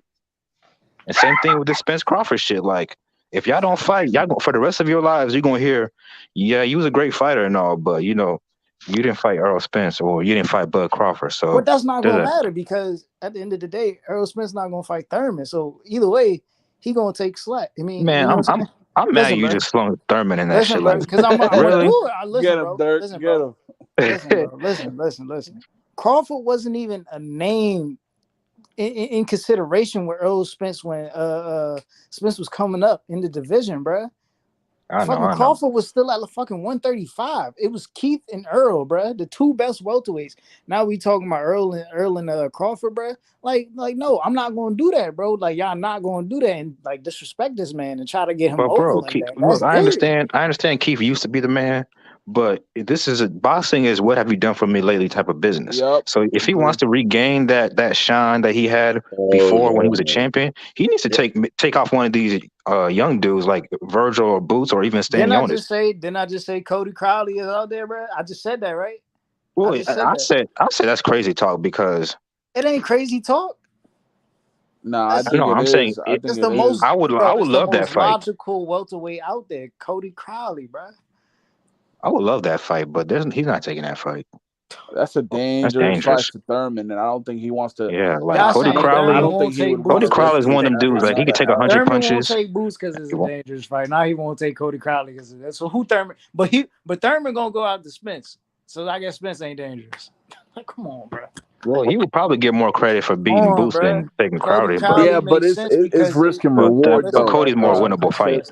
Cody It's risk Crowley and makes reward. If sense he because loses, Keith is if a he loses to headliner, bro. Spence, he still could come back. You feel me? Yeah. Okay. Fine. Take on Cody Crowley, but if his plan is to like cash out with Earl Spence, that's going to put a huge damper on that. I'm telling you right now, because that he's trying to do what Triple G did, where he avoids certain people until he gets that Canelo rematch. Who he's avoiding? Huh? Who's he avoiding? Triple G avoided Andrade and Charlo so he can get that Canelo rematch. I don't worry about Triple G, man. I'm just saying that's what Thurman is trying to do. That's not what Thurman's doing, bro. Man, y'all, hey, Thurman ain't no joke. He's not. But Man, at this point in his he's career, mid, but he ain't he's not. food for a lot of niggas at 47. Nah. Everybody is food for somebody at 47, bro. Yeah, Like this is but not an Keith is easy food for a lot of division. Like niggas. No. this is the most Yeah, I stacked ain't gonna That's win a division. this lie. debate with That's a Tip. bold-faced lie. Standing That's a on this bold-faced beats lie. Keith Thurman right now. I think Virgil, actually Bro, I you agree. think Virgil stopped his everybody ass to beats the body. Keith? Listen, Keith ain't got a chance to get anybody against anybody in your book. Oh yeah, he got a chance. But Virgil gonna stop Buddy to the body. Bro, watch this. Bro, Watch this. Virgil gotta Watch this. show us what Nope. he gonna do against Stanley. Earl gonna send him to the hospital. Errol is the only one that can actually kill him, and it's not How is going to be listen? easy. It's not How going is to be Earl? easy. In the early rounds, nobody can just watch goddamn Keith Thurman. He might kill Well, your ass. time out. What's funny Your is ass gonna right. bleed.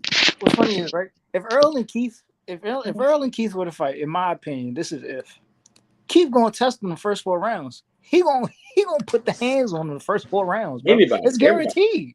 Yeah, it's going to be a war. Those first 4 rounds going to be the best fight you ever seen. Errol Spence and Keith Thurman would be the best shit you ever You seen. think Keith Thurman for finna engage with Earl Spence? Are you crazy? He's going to engage have with you seen anybody. You Keith got Keith Thurman Thurman fight? fucked Like, up. bro, He don't know He shit. better stay on that everybody. bicycle. Like, what are you talking about? Nah, bro. You dream. I know Keith knows how to fight on the back foot. I seen him. He better Keith get on that Thurman bicycle. was Errol Keith Thurman Spence. is gonna chin check the shit out of Keith Earl Thurman Spence. was the Errol Spence. And Earl gonna eat that body.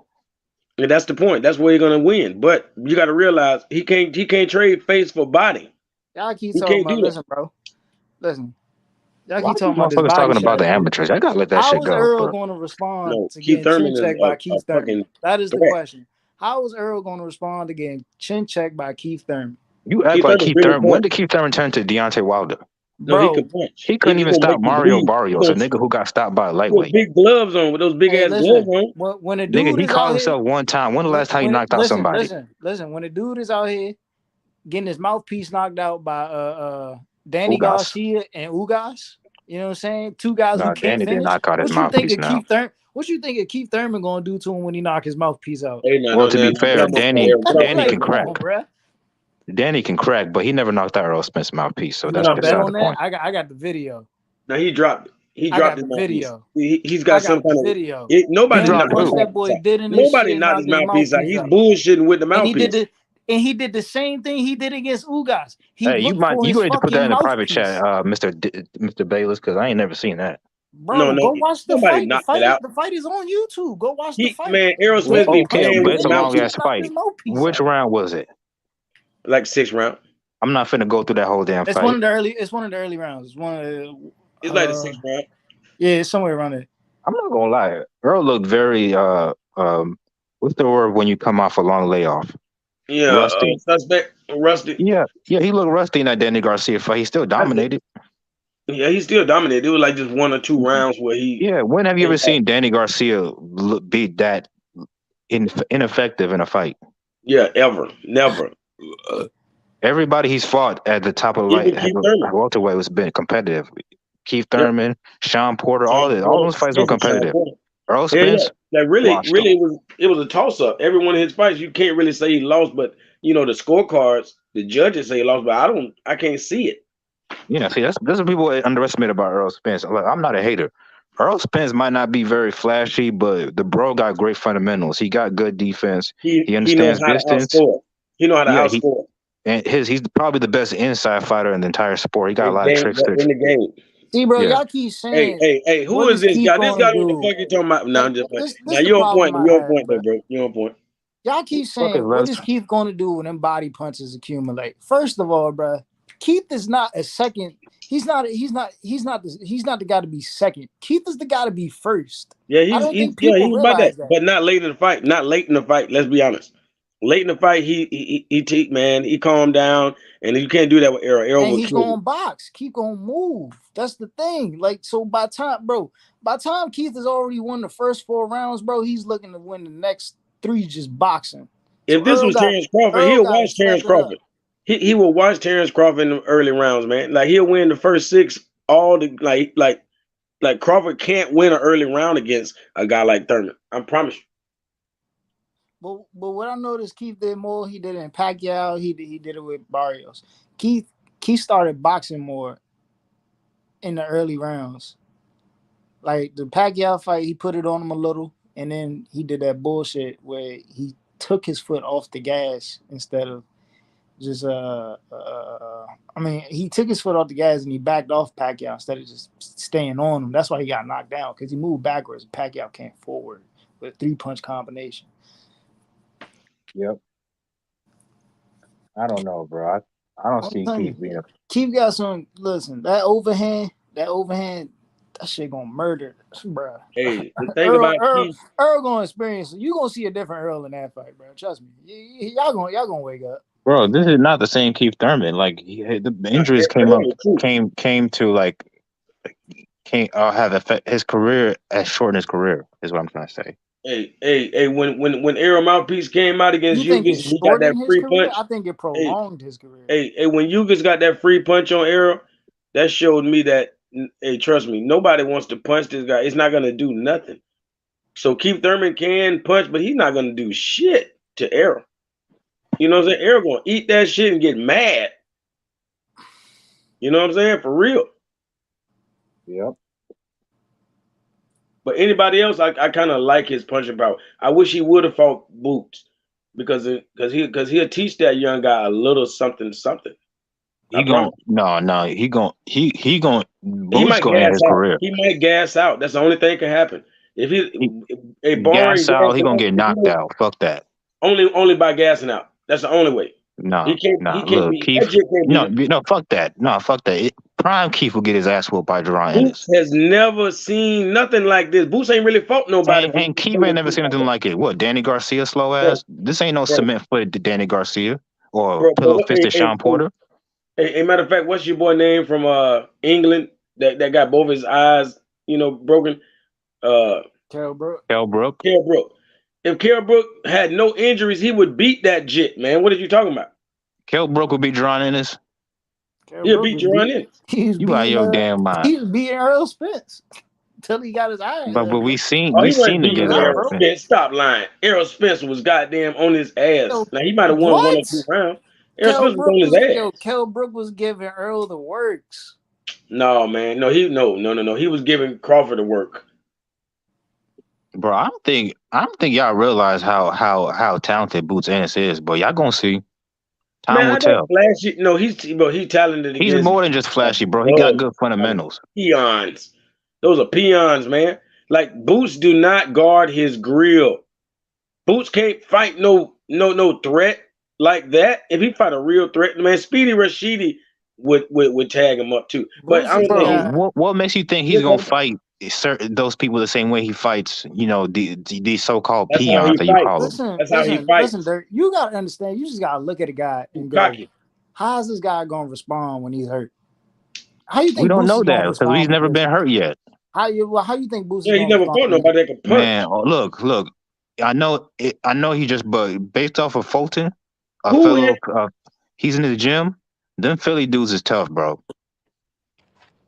Like he would not. I'm telling you, all these coaches must be the strongest puncher he ever even sparred or fought. Who? Ennis. Ennis ain't never been. He never fought nobody that can punch, bro. What's his name? Can punch Abreu. Do y'all know who Charles Conwell is? Do y'all know who Charles Conwell is? The dude that fights at 54. First of all, hold on. Brian Harkin, bro.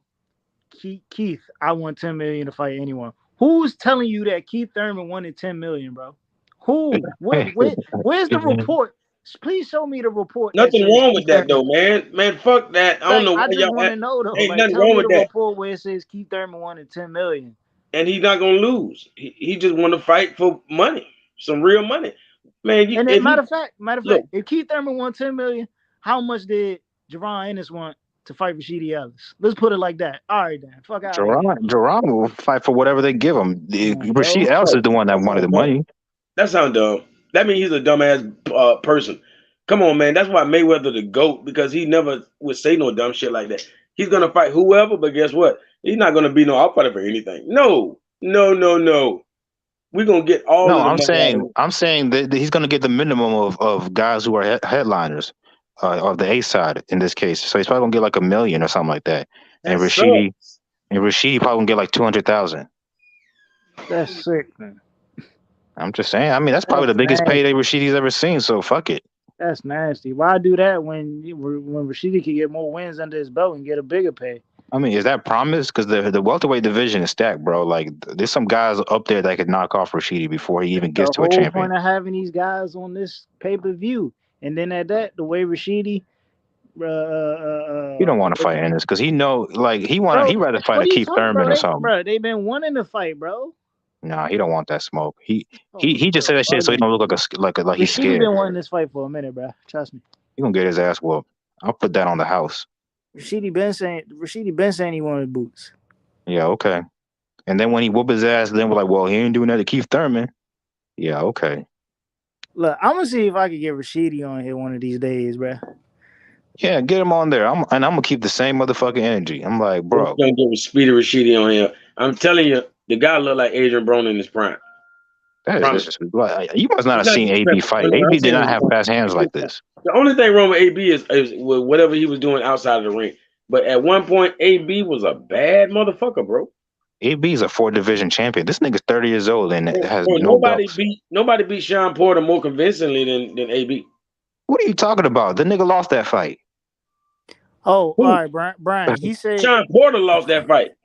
No, he didn't. He beat AB. Man, he knocked his ass down. Man, what you talking about? That was a splash knockdown. What did he do the rest of the fight? Oh my god. No, he Say, won. Bales, you hear this bullshit? I know you seen the fight, bro. Oh, bro. But he beat Sean. He beat Sean real easy. AB beat Sean Porter. Real easy. Okay, see, it's clear I'm talking to somebody who don't understand boxing. Yeah, AB beat Porter, didn't he? No, he didn't. Yeah, he did. It's a loss on his record. Yeah, no, it ain't. Sean lost to AB. No, he didn't. That's his Yes, he first did, loss. bro. That's his first loss. Sean lost to AB. And he was the challenger. He wasn't no motherfucking. Yeah, because I gotta Adrian look at Broner's first loss this was shit up. I'm McDonald. pretty sure he Sean lost. beat AB, man. Sean beat AB, Hell bro. no. Thank you. What are we talking for about? real? I don't remember. I Sean beat AB. Yeah. Was this He's making me look back this like is I after forgot. McDonald, Like, right? Look, he beat this Sean man. was losing. Sean was winning most of that fight. AB got a knockdown in the last round and couldn't do nothing with it. It was after McDonald, right? And it was a flash knockdown too. It wasn't like he hurt him. Yeah, Man, that speed. That speed is what kills people like him. Ah, man, you just killed your whole argument. You don't even know who won the fight. Wait, sir. I don't remember that fight was a minute ago. It wasn't like one that'll be on my mind. Okay, so Sean. Okay, I gotta go back and watch it again. Man, Earl Spence ain't never. Come on, man. Like, stop, bro. This man be drinking on his off time. He be getting blown up in weight, and I think he's supposed to beat this young killer. Yeah, all right. Hey, Brian, make the fight happen. Brian Harkin, please send me the link where you heard Keith Thurman say in the interview he will only come back to fight for $10 million. Please send me that, please. I mean, he ain't gonna say it publicly, but it's been. Talking to a Keith Thurman guy. Send me the link. Post it in the chat. He ain't gonna find the link because Thurman ain't gonna admit that shit publicly. It ain't one out there. I know it ain't. That motherfucker probably would. The rumor came from. It started before Bud Crawford.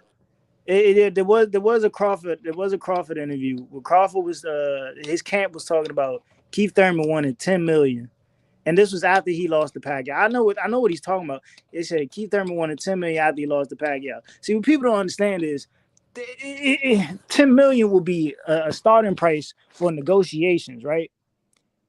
Buzz Camp didn't even try to negotiate a price. They said they weren't going to fight Thurman because Thurman ain't had shit to offer. That's what they said. Bomac said it. Bomac out his own mouth said it.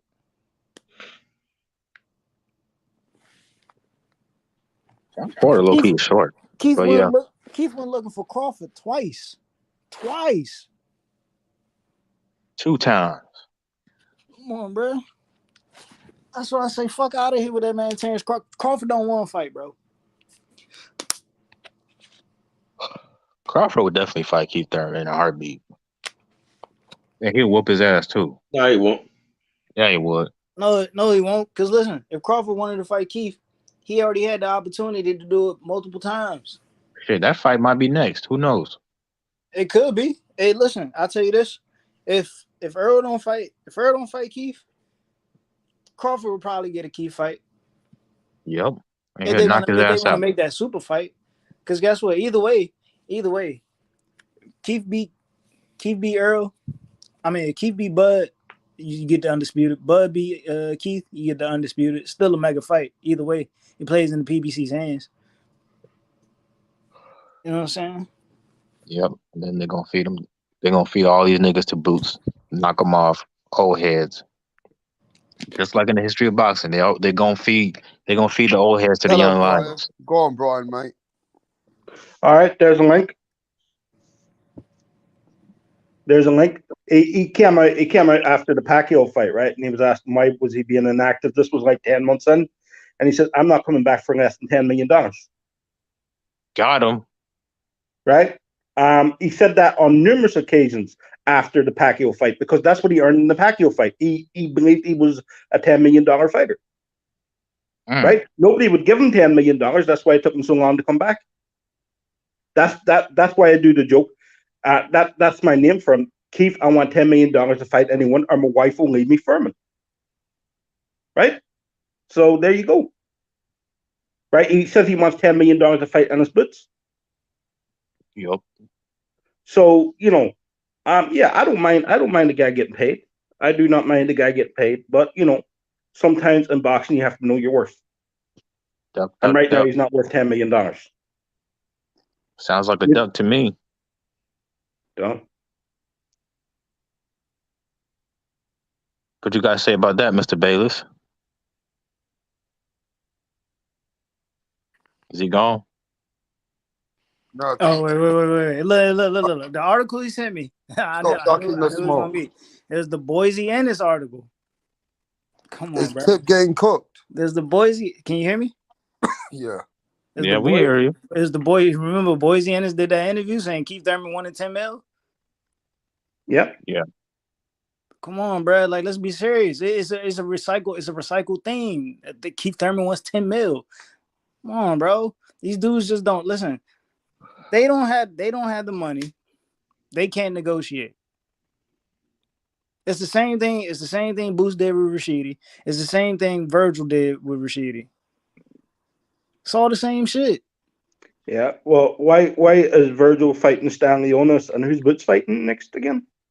Really? Are we gonna go down this road again, bro? Like, I'm getting tired of this narrative. It's for March. He's fighting Stanley Onis. The only reason he's fighting him is because the WBA ordered it. Yeah. If they don't order the fight, then no fight happens because there's no way the PBC is going to work with Golden Boy to make those two fight. Isn't he fighting Stanley Onis though? Of course he is. Yeah. There you go. But hey, guess what? Let's say the IBF wanted to order Spence versus Ennis. You don't think Al Heyman is like, oh no, that's not good for business. Let me give you some money here on the side so you cannot order this fight because Spence hasn't fought an IBF mandatory in what 4 years? Just the Campo was the last one. Yeah, Campo, that was back in 2017. Yeah. So stop this narrative that Boots is like willingly want to fight Karen. Like, bro, you fight who's willing to fight you. Period. Yeah, but they're not protecting him. Like, this is not a Munguia type of situation. You're telling me he's not a protected fighter. No, he's not a protected fighter. There are actually real boogeymen in boxing history. Like, this does happen in boxing. I know there's boogeymen. Yeah, and he's one of them. Does he look like a fighter who's showing a whole bunch of weaknesses that's being protected? I want you to think about this, Brian. How does Keith Thurman want too much to fight a Jaron Ennis as if Jaron Ennis is the attraction? Well, he will be soon. Come on, bro. Like, let's think about this. He might be. I don't deny Ennis, right? But I don't know how good he is either. Yeah, I don't think Keith Thurman made. I don't think Keith Thurman wants to find out how good he is. I think he pieces Keith Thurman up at this stage. Yeah, exactly. That's why Keith is not willing to fight him right now, because that's going to endanger his payday with Earl Spence. Right. It's not that, when Keith fought, what's the get? Barrios, wasn't it? Barrios. He came back. Keith Thurman is a family man now. He wants to get a nice little payday with Earl Spence or a Crawford, then retire. Yeah, but that's just a nickname I give Keith Thurman. It's a joke. That's not serious. It's a joke. So okay. No, I understand. I don't blame Keith Thurman. I'll do the same thing. Why would I want Why would I want to fight for peanuts against this young, hungry lion who could potentially fuck up me physically and end my career, and I get nothing out of it? Yeah, You but know? if he doesn't fight, he doesn't make any money at all. So I mean, yeah, but I don't think Keith Thurman's hurting for money that bad. But I'm just saying it would be nice to get a Spence payday. It's different than Yo, Ma, I agree that undisputed shit is overrated. I mean, as long as the it big is. But fight the names is big more fights important need than to belts, in my at, opinion. at this point, undisputed is overrated. But it's nice to see also who the best in the division is, so called. if all the welterweight guys are fighting each other, that's all that matters. I don't, you know what I'm saying? Like a big fight is gonna be a big fight. That's what's gonna attract the fans. You know what I'm saying? Yeah, Another well, fight is when's the last time we had a big fight in the welterweight division? Maybe Porter. Boxing should be, if you don't fight your mandatory or the top 5 contender, you're stripped of your belt. I agree with that. I've been saying that for years, though. Nobody should be holding on to a belt and being inactive for like 2 years, like some of these guys have done, like Gary Antoine Russell, Leo Santa Cruz, those type of shit. No more of that. No, nobody want to fight Gary.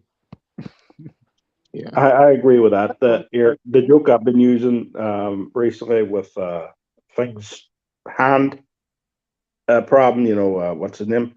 Charlo. Jamel Charlo is Jamel Charlo's woman must have a harder head than Tank's. You say he has a harder head than Tank? No, I'm saying Jamel Charlo's woman must have a harder head than Tank's. Oh Lord, that's not why he broke his hand. That's fucked up. That's a joke. That's a joke, by the way. Okay. That's a joke. Right? Right? I don't mean that as a serious thing. Just right. One broke his hand, the other one, Yeah. That's a joke. Can we still joke about things? Have fun. I mean, I'm glad. I mean, I don't want to see him going to fight with a broken hand. Like that would I ruin the. Either. I don't either. I was just a joke. Okay. Yeah, I wish what's old boy from Australia, Tim Tszyu. Tim Tszyu. Yeah, I wish he would take a fight in between. Yeah, fight like I don't know, maybe like a tune-up. I think he's too green. I think he's too green for Charlo at the moment. Yeah. But he's a tough dude. But I don't think you beat Charlo by just being a tougher dude and coming forward like a zombie, because that's basically his style. Yeah, you got to beat him by outboxing him, and Harrison showed you that. He outboxed him in 2 fights. He just doesn't have a chin. Dudes don't face, like, if you're not proven to be stiff competition, I don't like when you go into a fight facing a better opposition without facing stiff competition. It just doesn't. I agree with that. It doesn't appease me as a fan to, make the comparison. You know what I'm saying?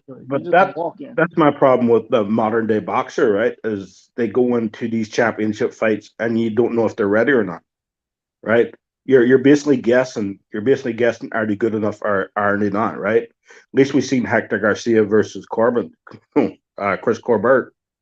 At least we know he's fought at half. At least a decent level fighter. Dude, and he beat him. He beat a top prospect, then he beat a champion. You know what I'm saying? Yeah, he's a good fighter. I like Hector Garcia. But people are saying he's a tune-up. So what does that tell you? That's not a tune-up. That's casual shit. I think he's a good fighter. I think he's a very good fighter. I think he's good at putting on pressure, right? But Tank has this thing where he leads you into a false sense of you're secure, you're fine, and then he catches you. He's very good at that, right? He's very good at making you think you're all right, and then he just catches you with an uppercut or a hook, or he's very good at that. There, leading you into a false sense of security in the ring. Right. Tank's very good at that.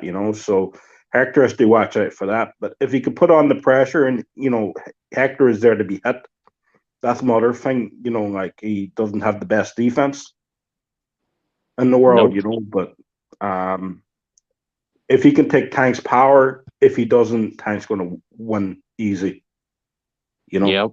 I mean, Tim earned it, but you know what I'm saying? But what I'm saying is, without fighting a guy who's stiffer, that climb back to the top, bro, it's so much harder than, you know what I'm saying? Like, if you've already faced elite competition. Like, look at fucking, what's the old boy who just fought Fundora? Lubin. Lubin. Look what happened to Lubin after he lost to Charlo. Yeah. Bro, it took the It's man hard, like 6 fights. It took him like 6 fights just to get back. You know what I'm saying? Yeah. In the mix. I mean, if Tim Tszyu loses to a Jamal, bro, that's exactly what's going to happen. He's going to go back. Well, no, it depends how you lose. I believe if he gets knocked out in the first round like Lubin did, then yeah, you have to do that. But if it's like a tough ass fight like a war, one, he might earn a rematch, or two, other guys are gonna want to fight him because it's gonna be a good name on your resume having Tim Tszyu because he gave Jamal Charlo a tough fight. I'd like to see, and I said this right. I'd like to see Tim Tszyu fight Fundora. Right. To see, and the winner that there should get Charlo when Charlo's back 100% fit. Right. Yeah, I mean, look at Sean Porter. He didn't have to have a long road back to fighting for contender because he was never like dominated by anybody. Yeah. Everybody he fought was a tough fight. Yeah. So people wanted to. He kept getting dates and fights. I really want Charlo versus Harrison 3, but Tony gotta get past Fundora, bro, and that's a tough task, bro. That's not easy. Mm-hmm. That's not easy, no. But, I mean, if he does, listen. If he does that and Charlo beats Tim Tszyu, that third fight, fuck it, that's the fight of the year. Fight of the year candidate. I'm calling it now. If we get Charlo versus Harrison 3, fight of the year candidate, bro. That ain't no damn fight of the year. Yeah, it will. I'm telling you. I think Charlo's improved a lot. Here's what I want for a fight that should be a fight of the year. Inoue versus Fulton. What's his name? Bivol versus Verdean. That's a definition of 50-50 fight. Inoue versus Fulton is a big fight, bro. Like that is a big fight, especially in Japan. In Japan, it hasn't crossed over to the U.S. Yeah, but because it's been ordered, it's a mandatory for the. I think the WBA ordered as a mandatory. Yeah, and you got to think about it can be. I'll tell you one thing in Japan, right? In Japan, right, those guys average 25 million viewers. Yeah. Right. So yeah, like you put a Inoue in any fight, right? It's gonna get numbers. Mainly in Japan, but yeah, like you're talking. Inoue's like a Japanese hero. Yeah, you're talking about like the Mexican fans and all that there, right? The Japanese fans, they love boxing. Yeah, right? bro, but they're not going to put Stephen It might not be in the U.S., but yeah, right. No. If there's a chance that Inoue is going to fight an American who's was kind of like a decent name and is a fellow pound for pound fighter, and people are saying this is the toughest fight of Inoue's career, they're going to turn up, bro. No, they will. The Japanese people are going to turn up. They'll turn up bigger in Japan, but yeah, especially he's an American. That's not going to happen in Japan. Yes, it will because they're going to win the. They're going to win the purse. The purse bid. Stephen Fulton on at 3 a.m. in the morning, bro. They're not doing that. I'm telling you. How do you think I feel? I'm from Ireland. I watch American fights. Shit, my ass will be up at 3 a.m. to watch that fight. 6 a.m. all the time. I didn't stay up to watch Butler in a way, which is a waste of time. But I'll definitely stay up to watch that one. Inoue is the one moving up, so he's the challenger. They're damn sure not putting that shit in Japan at 3 a.m. I don't know why people just assume Inoue is just gonna destroy Fulton because, like, this dude is low key the bigger